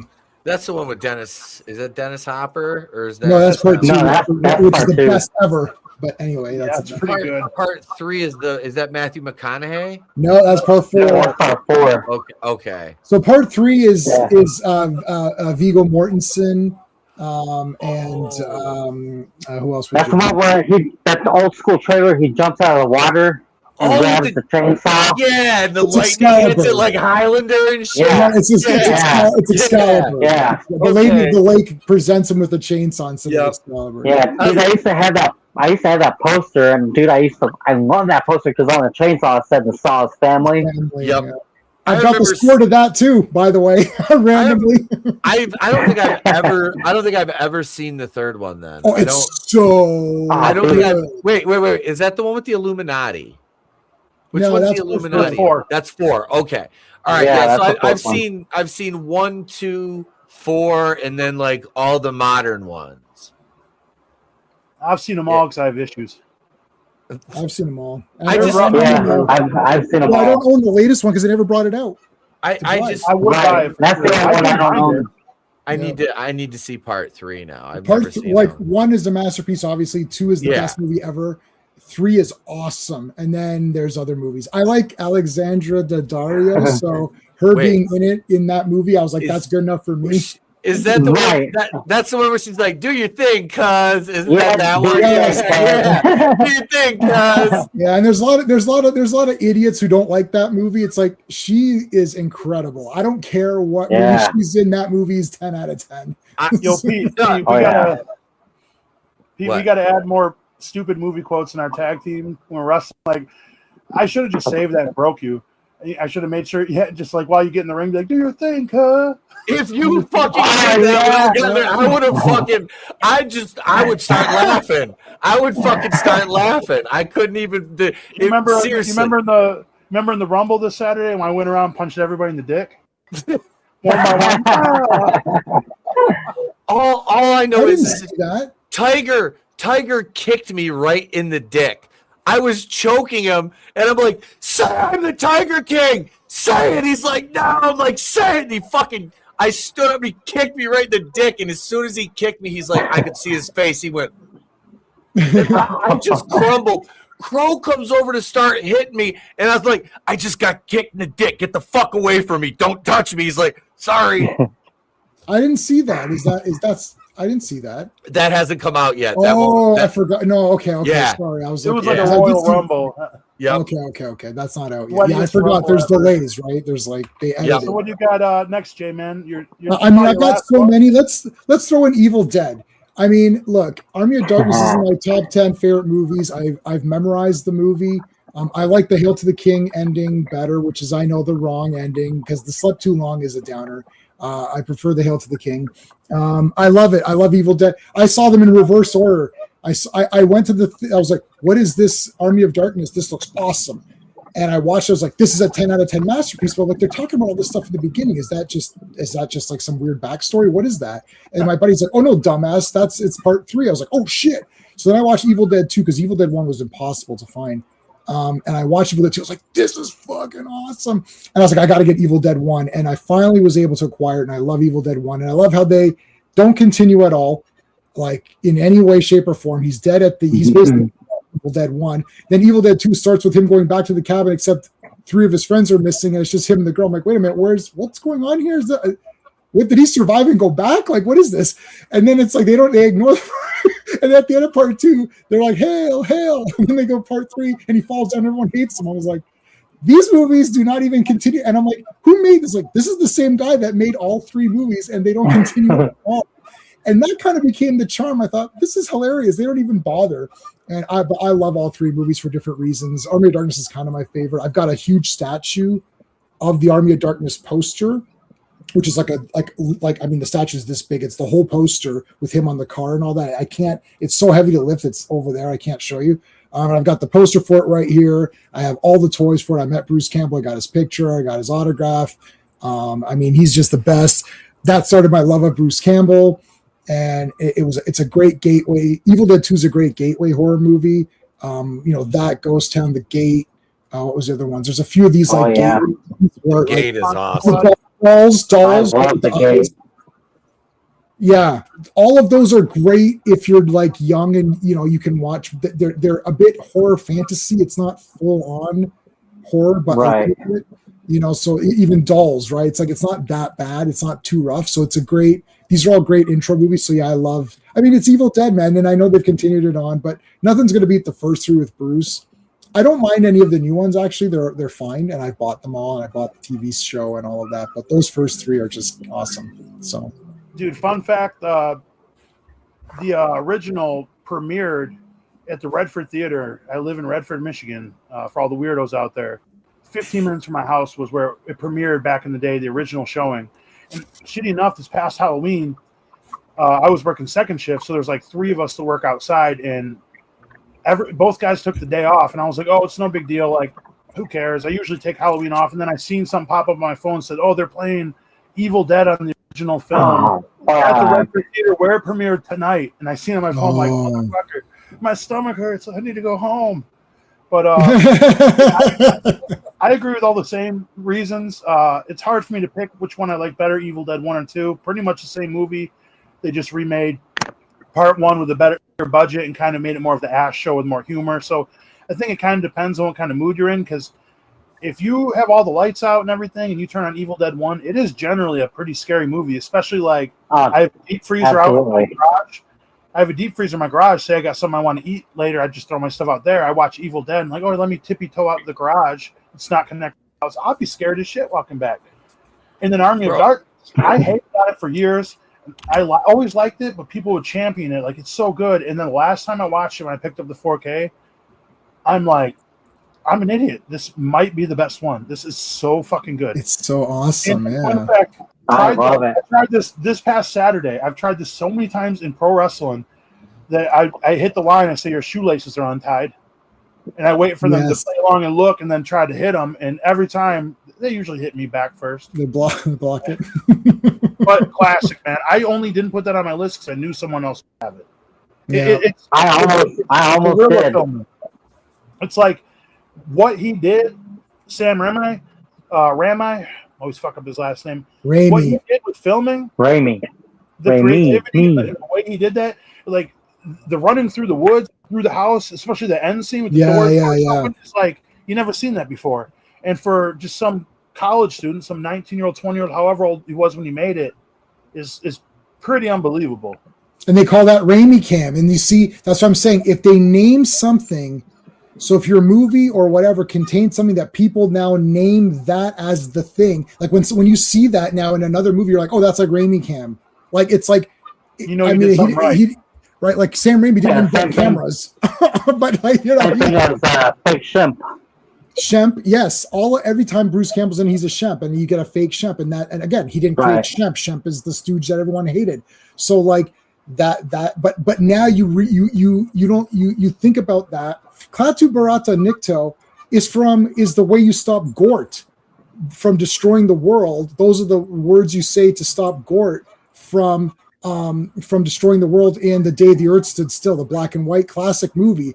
People don't even know that. They think that's an Army of Darkness thing. It's like, or they think it's those 3 guys in the Star Wars movies, which it is that guys as well. It's like the Star Wars characters. Yes, if you can have something named after you, that's pretty much right. You're a legend at that point. Like I invented the elastic pretzel twist, but that's a story for another day. Pete, what's your next pick of trilogies? My next pick is man, I'm going back to the well here with this one, but I got to go with the original Indiana Jones trilogy. Yeah, for sure. Raiders, Temple of Doom, and Temple's the best. Crusade. Last Crusade. Indiana Jones and the Last Crusade with Sean Connery. Fucking James Bond was in that shit. No, man, I picked Star Wars and then I went with Indiana Jones.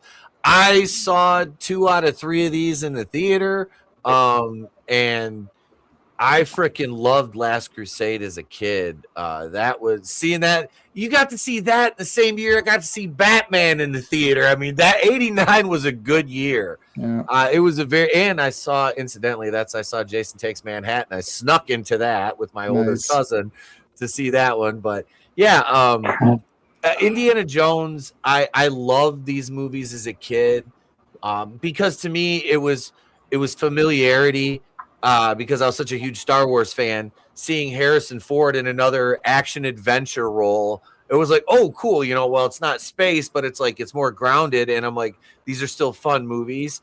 I always, the adventure stuff like that, like if you branch off into more youthful stuff, like when we were kids, like the Goonies, Monster Squad, the Explorers, stuff like that.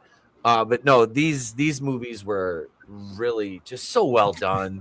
The set pieces There's look my good. Indiana Jones crap right there. Nice. Temple of Doom is my favorite and the best, but anyway.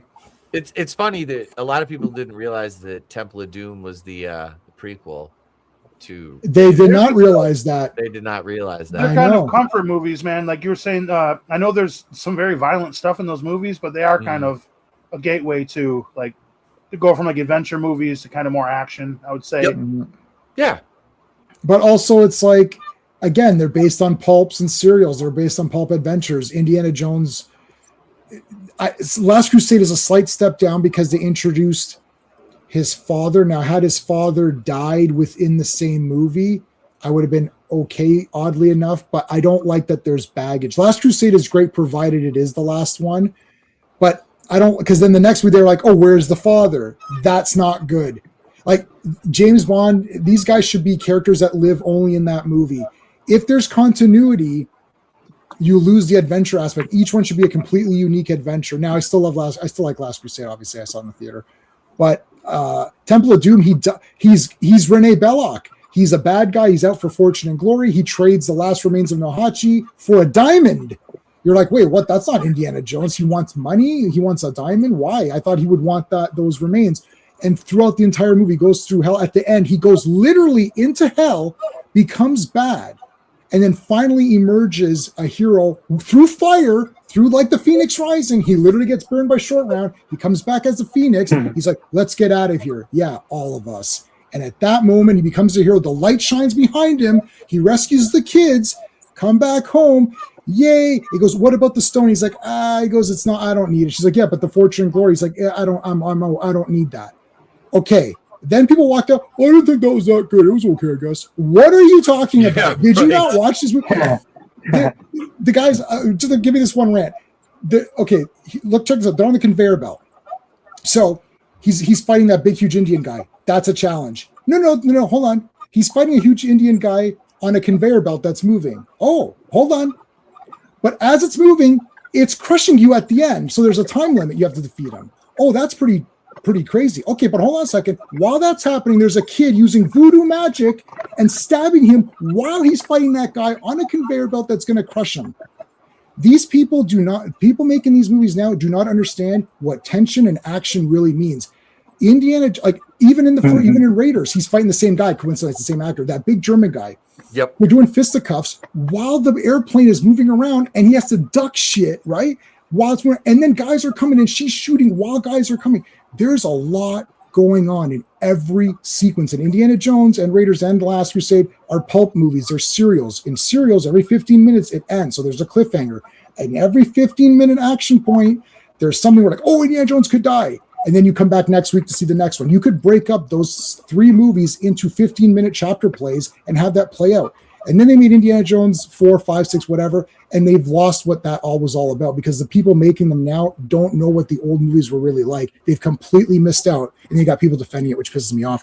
But anyways, Temple of Doom is a masterpiece. The guy he's a villain. He goes down into the pits of hell, rises like the phoenix with light behind him, and he's a hero at the end. That movie's awesome. Temple of Doom is one of the best hero origin movies ever. Jay, man, you're like the pastor of movies, man. You feel like you're giving a sermon right now. Like, I'm so sorry. Watch my Point Break tonight. Dude, watch my Point Break analysis. I'll send you. Point Break is a masterpiece that people didn't know about. Literally, I was telling you something and people were like, "Oh my God, you're right. I didn't catch any of that." Anyway, sorry. I love Temple of Doom, but yeah. So, Dane, what do you got for your next one? My next one is it's a classic too. It's Back to the Future. Oh, that was on my list too. That was on my list. I love it. Back to the Future. That was my next one. Nice. We all got it. The perfect trilogy. Dude, I love it. It is the perfect trilogy. Even the third one, I know when he goes back and there's like cowboy shit, I'm just like, it's all right, but it's still really good.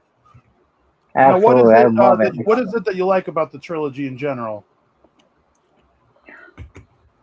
Just Marty and Doc, their interactions, their commentary, everything, all just Doc and Marty, man.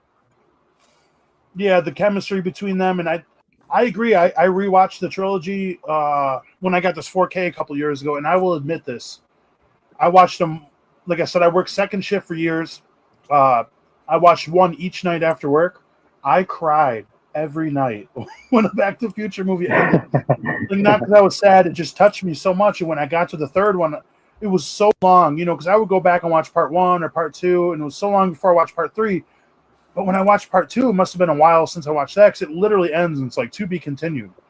And I threw that on. Right. I thought, I'm not a big Western fan, But story-wise, 3 honestly might be up there as the best. Like for everything it is, I love that trilogy so much. The music, the casting, the effects. It's so quotable, and it's something that's lost in movies these days. Obviously, is just the charm in a movie. You could tell who made this. Right? Yeah. Everyone involved, probably down to the guys with the boom mic, everything cared. This, and once again, Indiana Jones trilogy too. A lot of these we talked about were blockbusters. They don't do that anymore, and just underrated scenes like when he comes back in time and you can see 2 different people, but you can't bump into him. He sees Doc get killed by the terrorists, so he understands. Like, movies where the idea of time travel, you got like Back to the Future style, Terminator style. It's hard to understand when you talk about that, but it's another movie that like it's fun. The unknown of it, I guess, of time travel. Like, I'm not a smart guy, and it's like I've watched certain movies where they're explaining the travel, and you're trying to understand it, like Phantasm. Like, I try to understand it, and I realize I just got to sit back and let it play and enjoy it. Yeah, that movie is not. Yeah, Phantasm is not meant for you to understand. Whereas Back to the Future is. He literally draws a line and explains it to people in part 2. Very good. Part 1's a perfect movie for film school in the sense that the first half an hour sets up every little piece of information that you could ever possibly need. And when you watch it the first time, you might not catch all the information. But then as it's dulled out throughout the rest of the movie, you're like, oh yeah. Like he goes, the only thing that can do it is a bolt of lightning. What? But we never know when or where one's going to strike. He's like, wait a minute. And then even as an audience, like, oh yeah, fuck, at the beginning they said. And he goes like, we do now. Oh shit. Yep. Like ripping up the note, and then he's like, he does that big speech. He's like, I thought you said this big speech. He's like, I thought, what the heck? Oh, I love it because Doc Brown, he has heart. He's a scientist, but not really. He's actually not a scientist. He's an adventurer. He's a scientist because he's only a scientist because he needs to be a scientist in order to be an adventurer. That's the only reason he's a scientist, right? That's nice. Awesome. That is awesome. Nice. Oh yeah. Part 2's ending, when he comes back and the old Doc's like, I just sent you back to the future. He's like, yeah, I'm back from the future. I need your help. You're like, and then he faints. You're like, yeah, so good. Because like, wait a minute, he just left it. He came right around the corner. You're like, what the hell? This guy's back. He's all freaked out. Yeah. I think the Western stuff, there's only one gripe, and this isn't my opinion. Ebert said this in his review, and when I watched his review back then, it irked me to this day. It still irks me. He's like, when they go back in time to the Old West, they go back to the romanticized Old West, not to how it actually was. He goes, it would have been cooler because the Old West, it's like, it's shitty. Like if you watch Deadwood or any of these other old time shows, like it's not, they went to a romanticized version of the Old West where it's sort of like the Hollywoodized version, not the actual. But the problem is that you really couldn't do that. It's still for family. And the main point of that is that what is Dane said this is the Doc and Marty relationship is so strong. They're not even father and son, but it doesn't matter. There's their relationship. Right. There's their relationship, but because Marty doesn't have a relationship with his real father, because his father was always too weak or whatever. The thing too is that like the father changing is awesome, but when we're watching the movie, if you watch it today, like when we saw it in the 80s, you saw a movie about the 50s. You're like, okay, this is the 50s. But if you watch it today, now you're seeing what the 80s was like and what the 50s was like. There's two, right? Yep. There's two histories now. When we watched it as kids, we just thought this is today.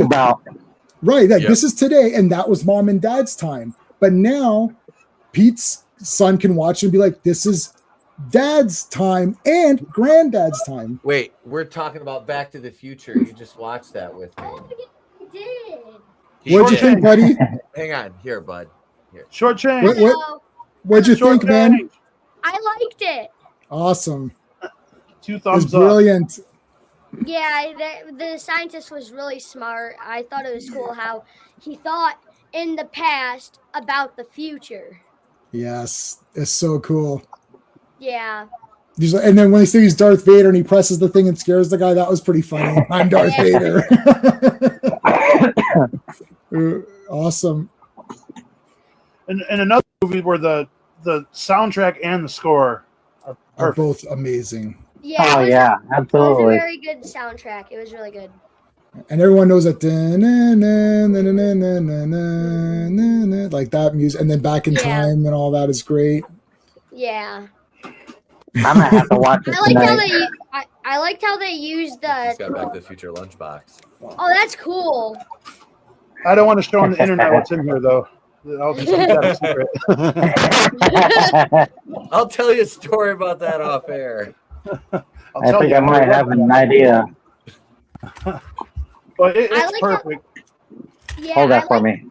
Yeah, I liked how they used the tower pole to ignite it, so like a lightning pole, so the car could warp back to the future, so he could get back to his original time and not. That be was stuck. cool. Yeah. Yeah, and then it got unplugged, and then so first it was so hard to plug it in, and then it got unplugged, and you had to go back and replug it. That was cool too. Like they added another layer of excitement. Yeah. I didn't think he was gonna make it back when I watched it. I didn't think he was gonna make it back. Tell your dad now you got to watch part 2 and 3. I will. Oh yeah. I bought the trilogy pack when I was at Walmart one day, so I haven't watched the second one in a while. It's I awesome. remember I think basically what happened. Trey. The I think third part one, 2 it's will be been your favorite. Probably 20 Oh, years really? since I've seen the third Yeah, I one. think you'll like that one. I liked it the most as a kid. They go to the future with flying cars and all that. It's fun. Oh, okay. I smell a watch along.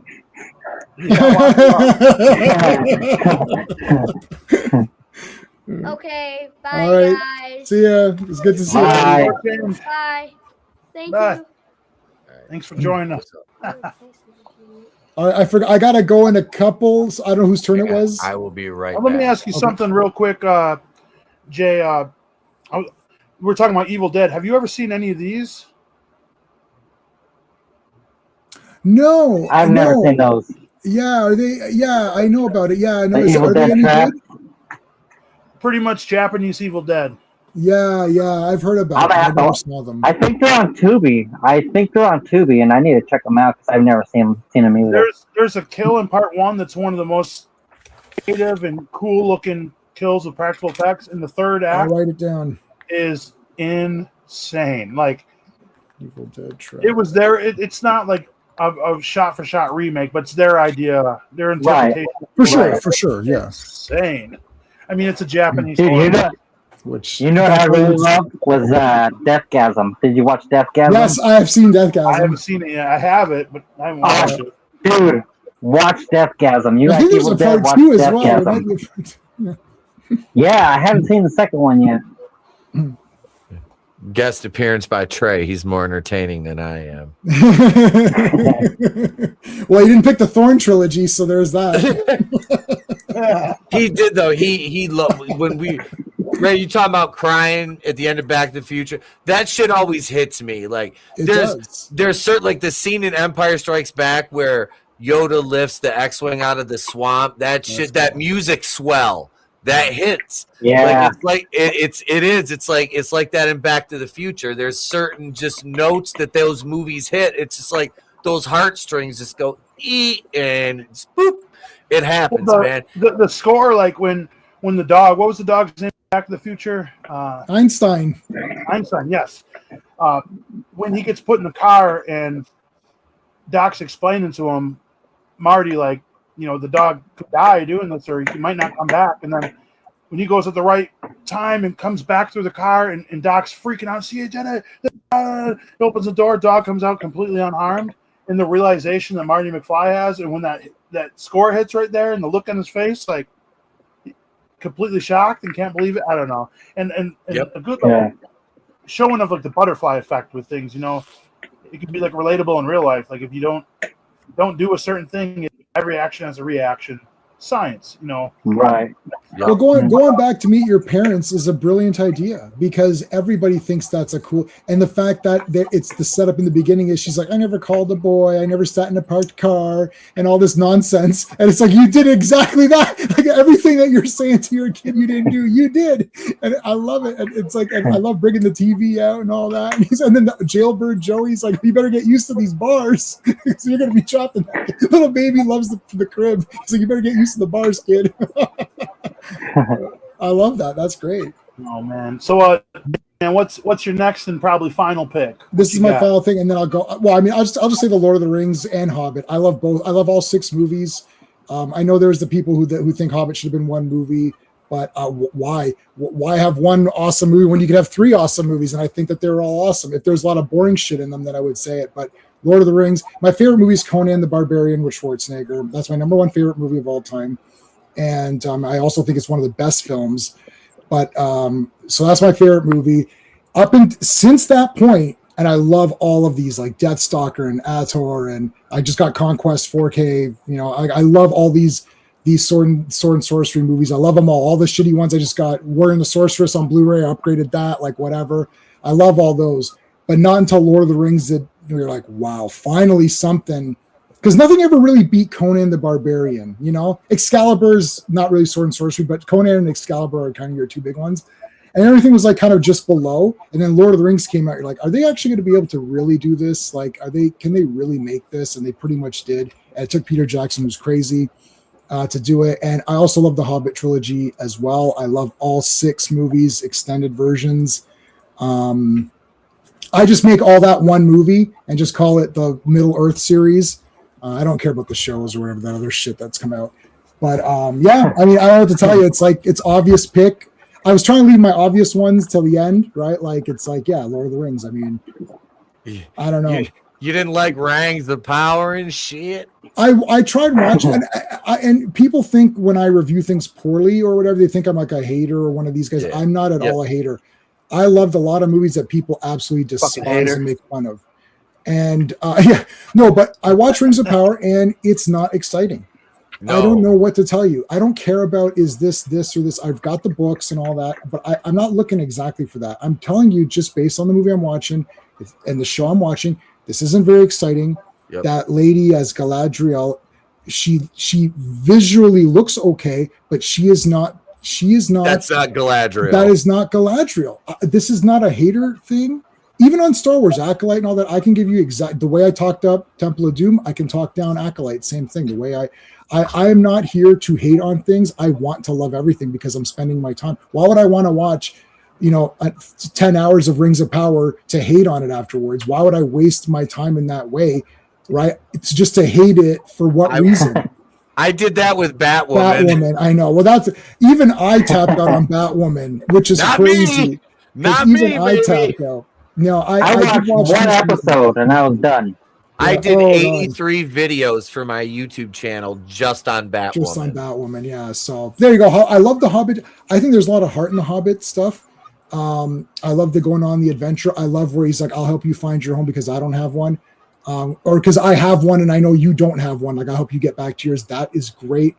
I think Thorin is absolutely awesome. I love that actor. When he was in the Robin Hood BBC series, and he's great. I don't know. I love the Hobbit movies as well. Like, I think all 6 are 10 out of 10. I don't think this series is better than this series, whatever. Krull trilogy, dude, that'd be sick. But I'll make it. Give me the money. I'll make Krull. Krull is badass, man. I just got that on free. No, I don't have that on 4K. Do I have that on 4K? I can't remember. But I have the Blu-ray of it and the comics. I got it on VHS. I have it on VHS. I do have that on VHS, though. Yes, I also have it on VHS. Yeah. I got the first 2 Conans on the VHS, too. I have the VHS Conans are right there. I love Conan the Barbarian. Anyways, guys, I have to go. Ray, man, thanks for having me on. This is super fun. I'll try to catch back and listen afterwards. So before you leave, though, J-Man, you want to tell everybody about your channel and where they can see you and social medias and what you got planned? It's J-Man77 on YouTube. I stream every day. So Mondays is Avengers. Tuesdays is Pete's channel, TerraVision. Wednesdays is G.I. Joe comics. Thursdays I take the night off because I usually see movies. So I saw Mortal Kombat 2. And then Fridays is Fantastic Four. Saturdays is He-Man and Transformers. And then Sunday I take the night off because I do have a wife who I actually enjoy spending time with. So not just have one. What? I did subscribe. Oh, thanks, Dane. Awesome. I appreciate it. Thanks, Ray, for having me on. Pete, I'll see you on Tuesday. See you, brother. What are you doing on Tuesday? Demonic Toys. Oh, I know, because I'll be there. Oh, nice. It's awesome. It's awesome. I love that movie. But anyways, Tracy guys, Scoggins, yeah. subscribe to J-Man. And thanks again, man. Thanks for joining the show Thanks. tonight. I really appreciate it. I appreciate it. Take it easy, guys. See you, Jay. Peace. All right, now so that jerk's gone. I'm just kidding. All right. You got any more for us, Pete? yeah, I got one more, man. Yeah, we're running about hour 39, so we'll probably each get one more and wrap it up. Yeah. I'm gonna go with the obvious one.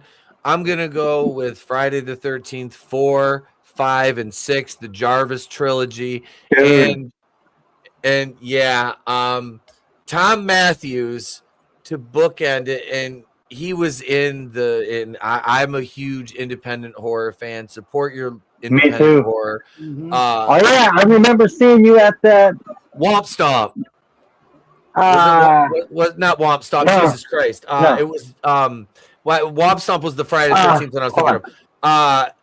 Bad things happen here. Bad things happen here. Yep. Yeah. Yes, for Wendigo Pictures, which right. Nick came on my channel a couple times. Nick Bergman, super cool. Yeah, Nick's a good dude. Yes, very cool guy. Very talented, and I love being able to come out and check that out in the theater. That was fun. It was really cool. But no, I'm going Jarvis trilogy, man. You got Corey Feldman started it out as a young Tommy Jarvis and absolutely killed it.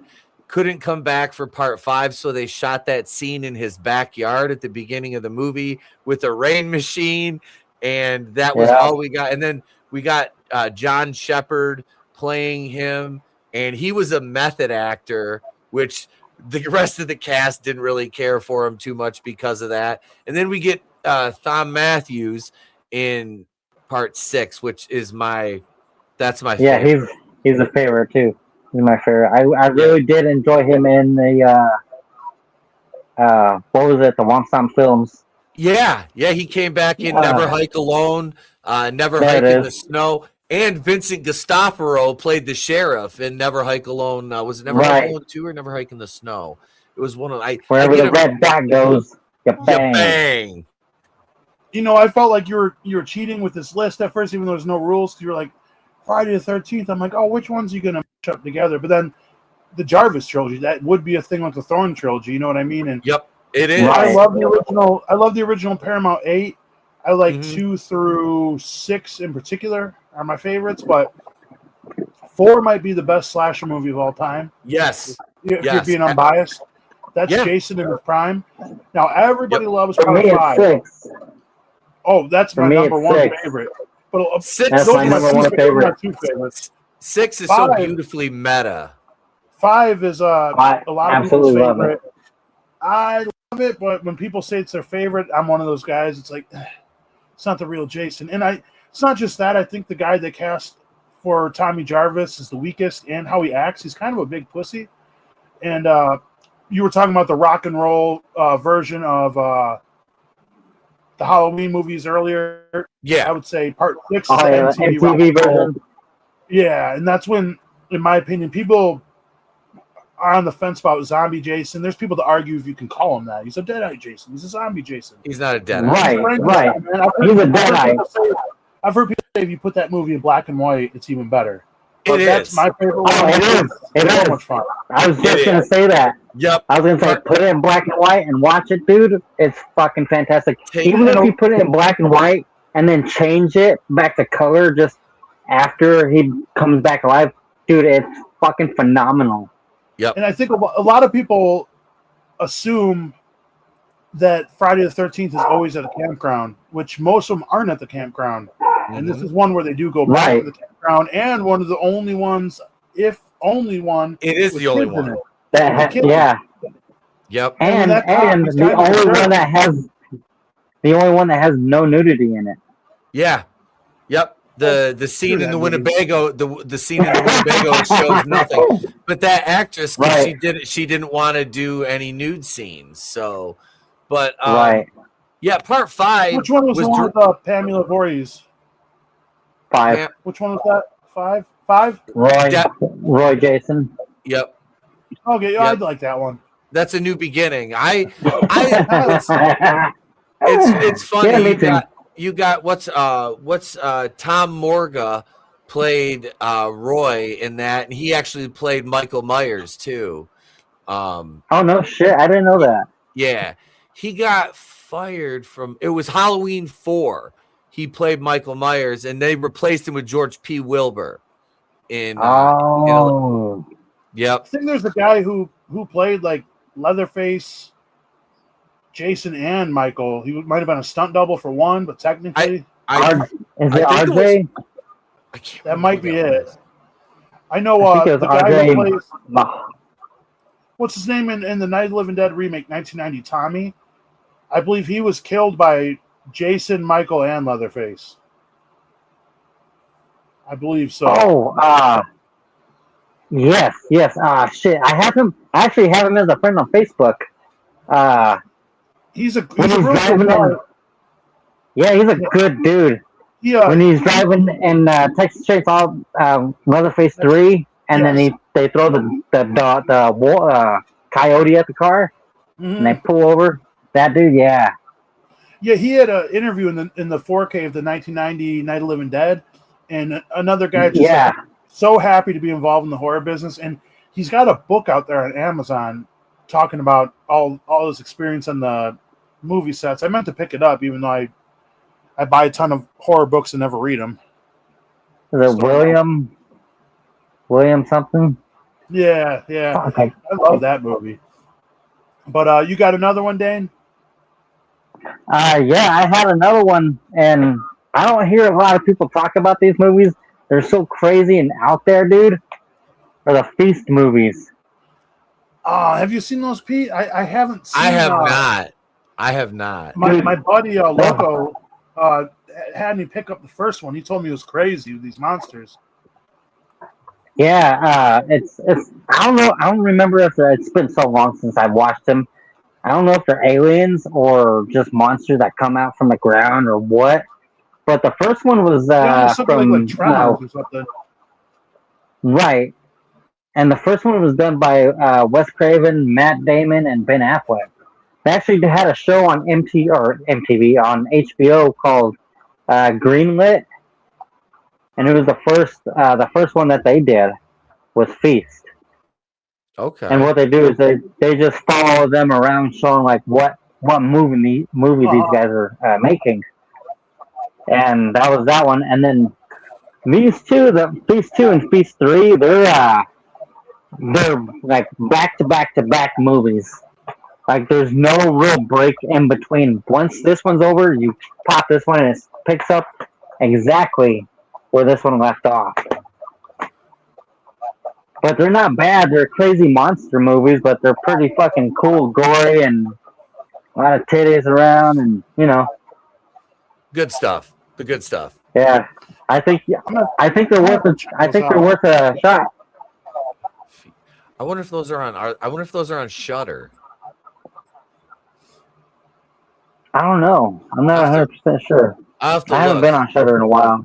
I got a Shudder account because I wanted to watch that. Okay, I have one more. I do have one more, and I'll just toss it out there. Too. I was listening. I was trying to figure out one more. Just off the top of my head, I would say, what is it? The Three Flavors of Cornetto trilogy by Edgar Wright and Simon Pegg. I just had to try to think one off the top of my head. My nerdum, Shaun of the Dead, one of my favorite zombie movies in the Amazing trilogy. I have this really cool steelbook that came out, the 4K. Look at the artwork on this. This is fucking sweet. Oh, that looks fun. I've seen that. That's fantastic. It's like an EC comic book. And then looks like a Walking Dead cover, honestly. Yeah. And then Hot Fuzz is my least favorite out of all of them. I actually seen that in the movie theaters. I was in high school, and I remember my friend's dad warned us, "You're going to be too tired for school." He was right, but luckily we weren't good at school. And then The World's End, I just rewatched that like maybe a month ago.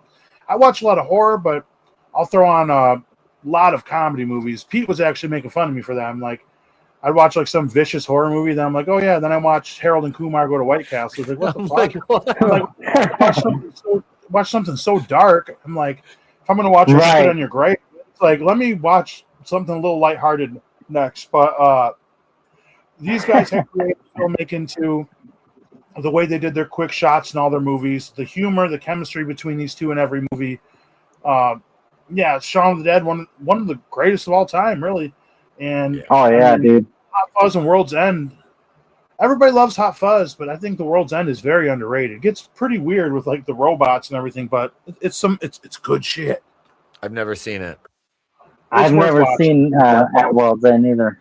I've seen Hot It's Fuzz. like it goes like Simon Pegg is like when he was younger, he had the best day of his life where him and all his buddies went on this like pub crawl where you hit like 13 pubs and drink a pint everywhere you go. And he kind of grows up and he's a loser, and all his friends are like married and have families, and he wants to recreate the greatest night of his life. Hey, it sounds like me. Me too. He's got to go with all his friends. He has to convince them all to go on the pub crawl, and they get in a fight with these young broccoli-headed kids. Which apparently that haircut was popular in England years ago, and they turn out to be like cyborg robots. And the whole city's infested them, and then they gotta fight off all these zombies, all while still trying to finish the pub crawl, all while dealing with personal issues with each other. And there's like a sequence in the bathroom where they're whooping the shit out of these zombies. Edgar Wright's the big guy, right? And he's hitting pro wrestling moves on these robots. He's picking them up, hitting with big backbreakers and breaking these robots in half. And not the vein. It's crazy. It's fun, man. You said you got one more? I'll have to check that one out. Yeah, check it out, man. I'll check out Feast as well. I was talking about Shudder, and the whole reason I got Shudder was to watch the Hell House movies. Hell House by Stephen Cognetti. He wrote and directed all 5 of them, I believe. He did the prequels too. The prequel and the last one they did, which was not found footage, but the original trilogy, Hell House LLC, Hell House LLC, the Abaddon Hotel, and Hell House LLC, Lake of Fire, which that one is fucking just take all the rules that he made up for his own franchise and just throw them out, just right out the window. Because it's insane. The third one is nuts. The first one is excellent. I think that is probably one of my favorite found footage movies. Some of the very first VHS Halloween is up there. I haven't watched all of them, which I do have them. I just need to make time to watch all of them. But no, Abaddon Hotel was a really good follow-up to Hell House. And then, like I said, the third one, Lake of Fire, it's batshit crazy, but it's still a good movie. It had a lot of heart. I could see he kind of like just got lost in the sauce and his own shit and just let too many of his ideas randomly flow into the finished product. But then you went back to Carmichael Manor, which was good as a prequel. I kind of like that one too. And the last one, it's Hell House. What the fuck was it? I don't know. I can't remember the name of it. I've just watched it. I've heard people talk highly of them. I know Umbrella has a really cool box set, but as a collector, space is always a thing. So I might check them out on Shudder eventually. I got so much stuff on there I need to watch. I've seen the first one. I thought that first one was excellent. I was like, damn. After I watched that. But yeah, they're gonna do another one too, because he left the final one open. What was it's bad. I just watched it and I can't remember the name of it. Because they all have like similar names. You got another one, Dane? Not with me. No, I don't. I'm just making what I have around me. One I could throw out there off the top of my head, Mighty Ducks. That's more like the time I grew up. Part 1, Gordon Bombay, D5. I watch those all the time. District 5, and then you got Part 2 where they're Team USA, and then Part 3 without the coach of Coach Bombay, and they get the new coach they don't like. Those are just fun movies. So I'll throw that in there. But I actually never got into them. I actually never really got into them. That's fair. That's fair. Now, do you guys have any? I had a bunch of friends that were. Do you guys have any movies of a trilogy that maybe you can't say it's the best trilogy because maybe the third one or the second one of the movies was so bad you can throw it up there? X-Men, the X-Men trilogy, the first one. That's fair. Yeah. Which one did you not just clarify? X-Men 3. That was probably the worst one. That's X-Men United, isn't it? No, it's The Last Stand. I would say the Ninja Turtles. Where they have the cure. Oh, dude, I love the Turtles trilogy. But like I just except for the third one. Turtles in Time.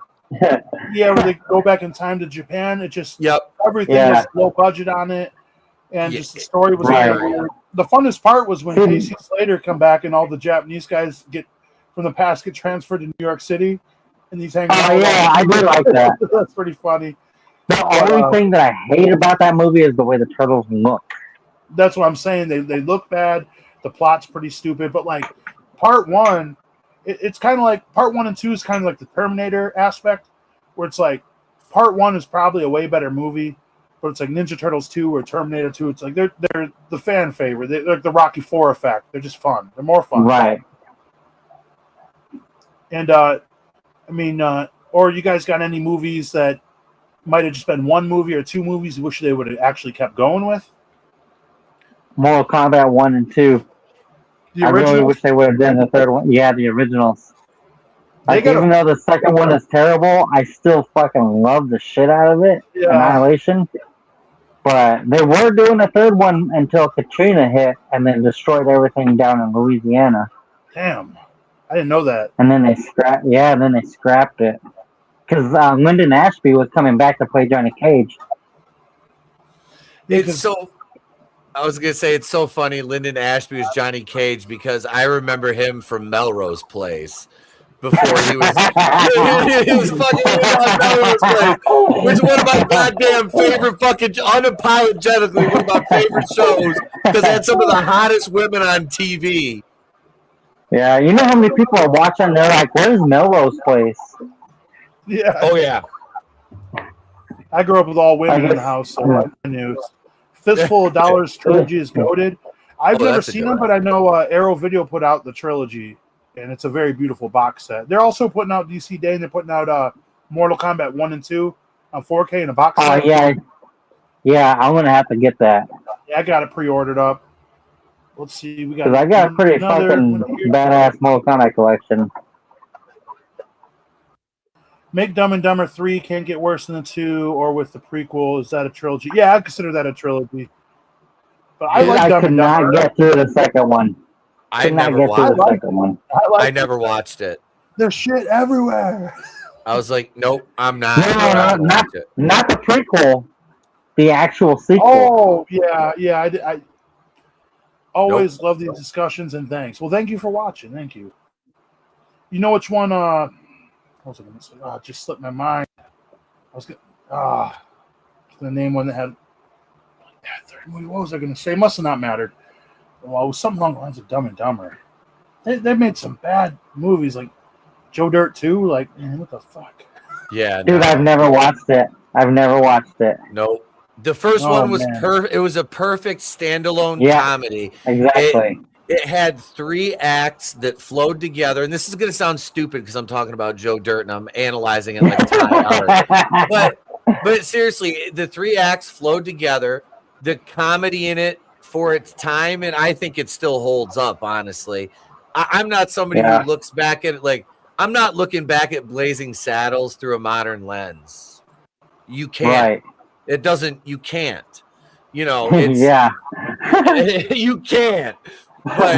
But no, I mean really though, these movies are so good. It was here's an oddball one. Here's a real oddball one I just thought of. One you can't throw into the trilogy. One that is a trilogy that can't be added, but if they done different, it could have been amazing. Home Alone. Home Alone 1 and 2 are 2 of the greatest movies of all time. Mm-hmm. Home Alone 3 is a new kid. Years later, I've never seen it. I would, But why not make like a I Home Alone watched 3 it with once. Macaulay Culkin? Make a Home Alone 3 with Macaulay Culkin, and maybe like they travel like to like Costa Rica or something, and they leave him in a different country, and he can't speak the Right. language or something. Because that would have been a pretty easy switch up, make it different. Right. Let's do Home Alone slash what's the movie where they lose their buddy in Vegas? Oh, The Hangover. The Hangover. The Hangover, yeah, the Home Alone Hangover. That'd be awesome. Yeah, make a new one where he's the age he is now. Wait, did Macaulay Right. Culkin did he get clean and sober? Yes. Yeah, So he's super clean. Make a movie where he relapses in Vegas. Oh, dude, that would be awesome. And Daniel Stern and Joe Pesci are stalking him. He thinks they are, but he's just strung out. So it actually ends up they're trying to get him back to rehab. and he sees it in the mind of like it's a slasher movie. He thinks they're out to like kill him. He thinks he's and everything. Hey, we should write this down. You're right. This is the fucking movie idea. Yeah, the detective's a dog and he smells crime. You got the reference. Pete's never seen It's Funny in Philadelphia. I was thinking of. I just automatically thought of McGruff chasing Macaulay Culkin around. You remember McGruff, the crime dog? Yeah. Yeah, I was thinking of the dog from what's that show where he's a drug sniffing dog, but he's a drug addict, and then he works for the cops. They had that on Family Guy. Brian. It's from the creators of Brickleberry. Man, what is it called? If you guys know what it is, put it down there. Let us know. I used to watch. I think it's on. Too. It's on Netflix, I think. The show. It's like a bunch of cops, and the son is just a regular cop, and his dad is like the sheriff, and everybody fucking shits on the main character. His name's Kevin. Oh! Are you talking the? Wait! It's like a live action sitcom, like. No, it's an animated show. Okay, shit. Maybe. But yeah, the dog is a drug addict. It's hilarious, dude. He's like, I'll go search the drugs and just does everything that's in the evidence room.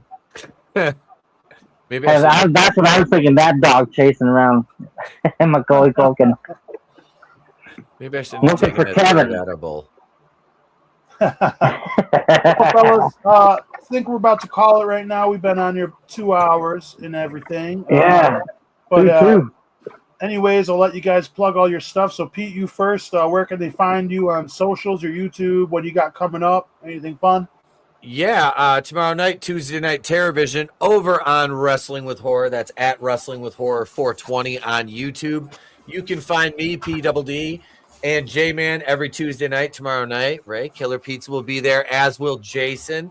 And we're talking about demonic toys. Oh, yeah. Which is going to be fun. And we have a story to share tomorrow night about demonic toys, don't we? Because we both tried to watch it Friday night. But we'll talk about that tomorrow. And I have my channel members stream for all the paid channel members on Thursday. And I am going to probably do a video. I know it's been like 2 or 3 months since I've done a video, but you get another promo coming up too, because Midnight Vice, well, we're always scheming. So I got a promo to edit and always scheming. And I'm not just rubbing my hands together from the side and looking like the happy merchant meme because I'm a Jew. No, we're always plotting and scheming. Always. I have a clipboard right here. But no, check me out at Wrestling with Horror 420. You can tell I keep my filter up over here for the benefit of my brother. I don't have much of a filter on my channel, depending on what kind of stream we're doing. Yeah, but it's a whole different ballgame over there. It is. It's the fucking Wild West over there, and it makes me wonder how I've maintained monetization for this long. But thank you, bro. This was fun. Dane, it was great meeting you and talking to you, man. You too. Now, where can we find you, Dane? You got anything cool coming up? I actually don't. I don't have anything going on. You guys can just follow me on YouTube at Danger Zone 85, and I got a lot of videos up there about collecting and hauls and stuff like that. I just go on there whenever I have time. Yeah, because how long have you had your channel up now at this point? Well, I started it like 15 years ago, and then I did like one video, and then and then I got wild hair, and I was like, I want to just start showing collection videos. So how long ago was it when you really started posting? Because you were going like a video every day at one point. And they were all Right. great videos. Almost 2 years, about 2 years ago. So still new to it and everything. And I like you said, Right. it's right there. I'm going to add the links to the channels in the description after. But everybody, go subscribe to Dane's channel, man. He makes kick-ass shit, and he's only been doing it a couple years, and you won't be disappointed. Really, please do me a solid, everybody. Go subscribe to that shit. It's good stuff. Yeah, please come over and check out what I got to show off.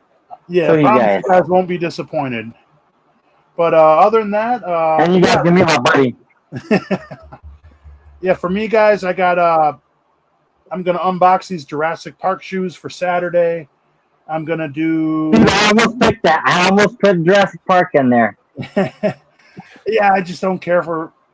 That's a weird top. Yeah, but Sunday I'm probably gonna do a collection update video, and like Pete said, this Tuesday at Wrestling with Horror, we're gonna be talking about demonic toys, which I am so excited because I watched that growing up. He's never seen it. It's an insane movie. You've seen that, right, Dan?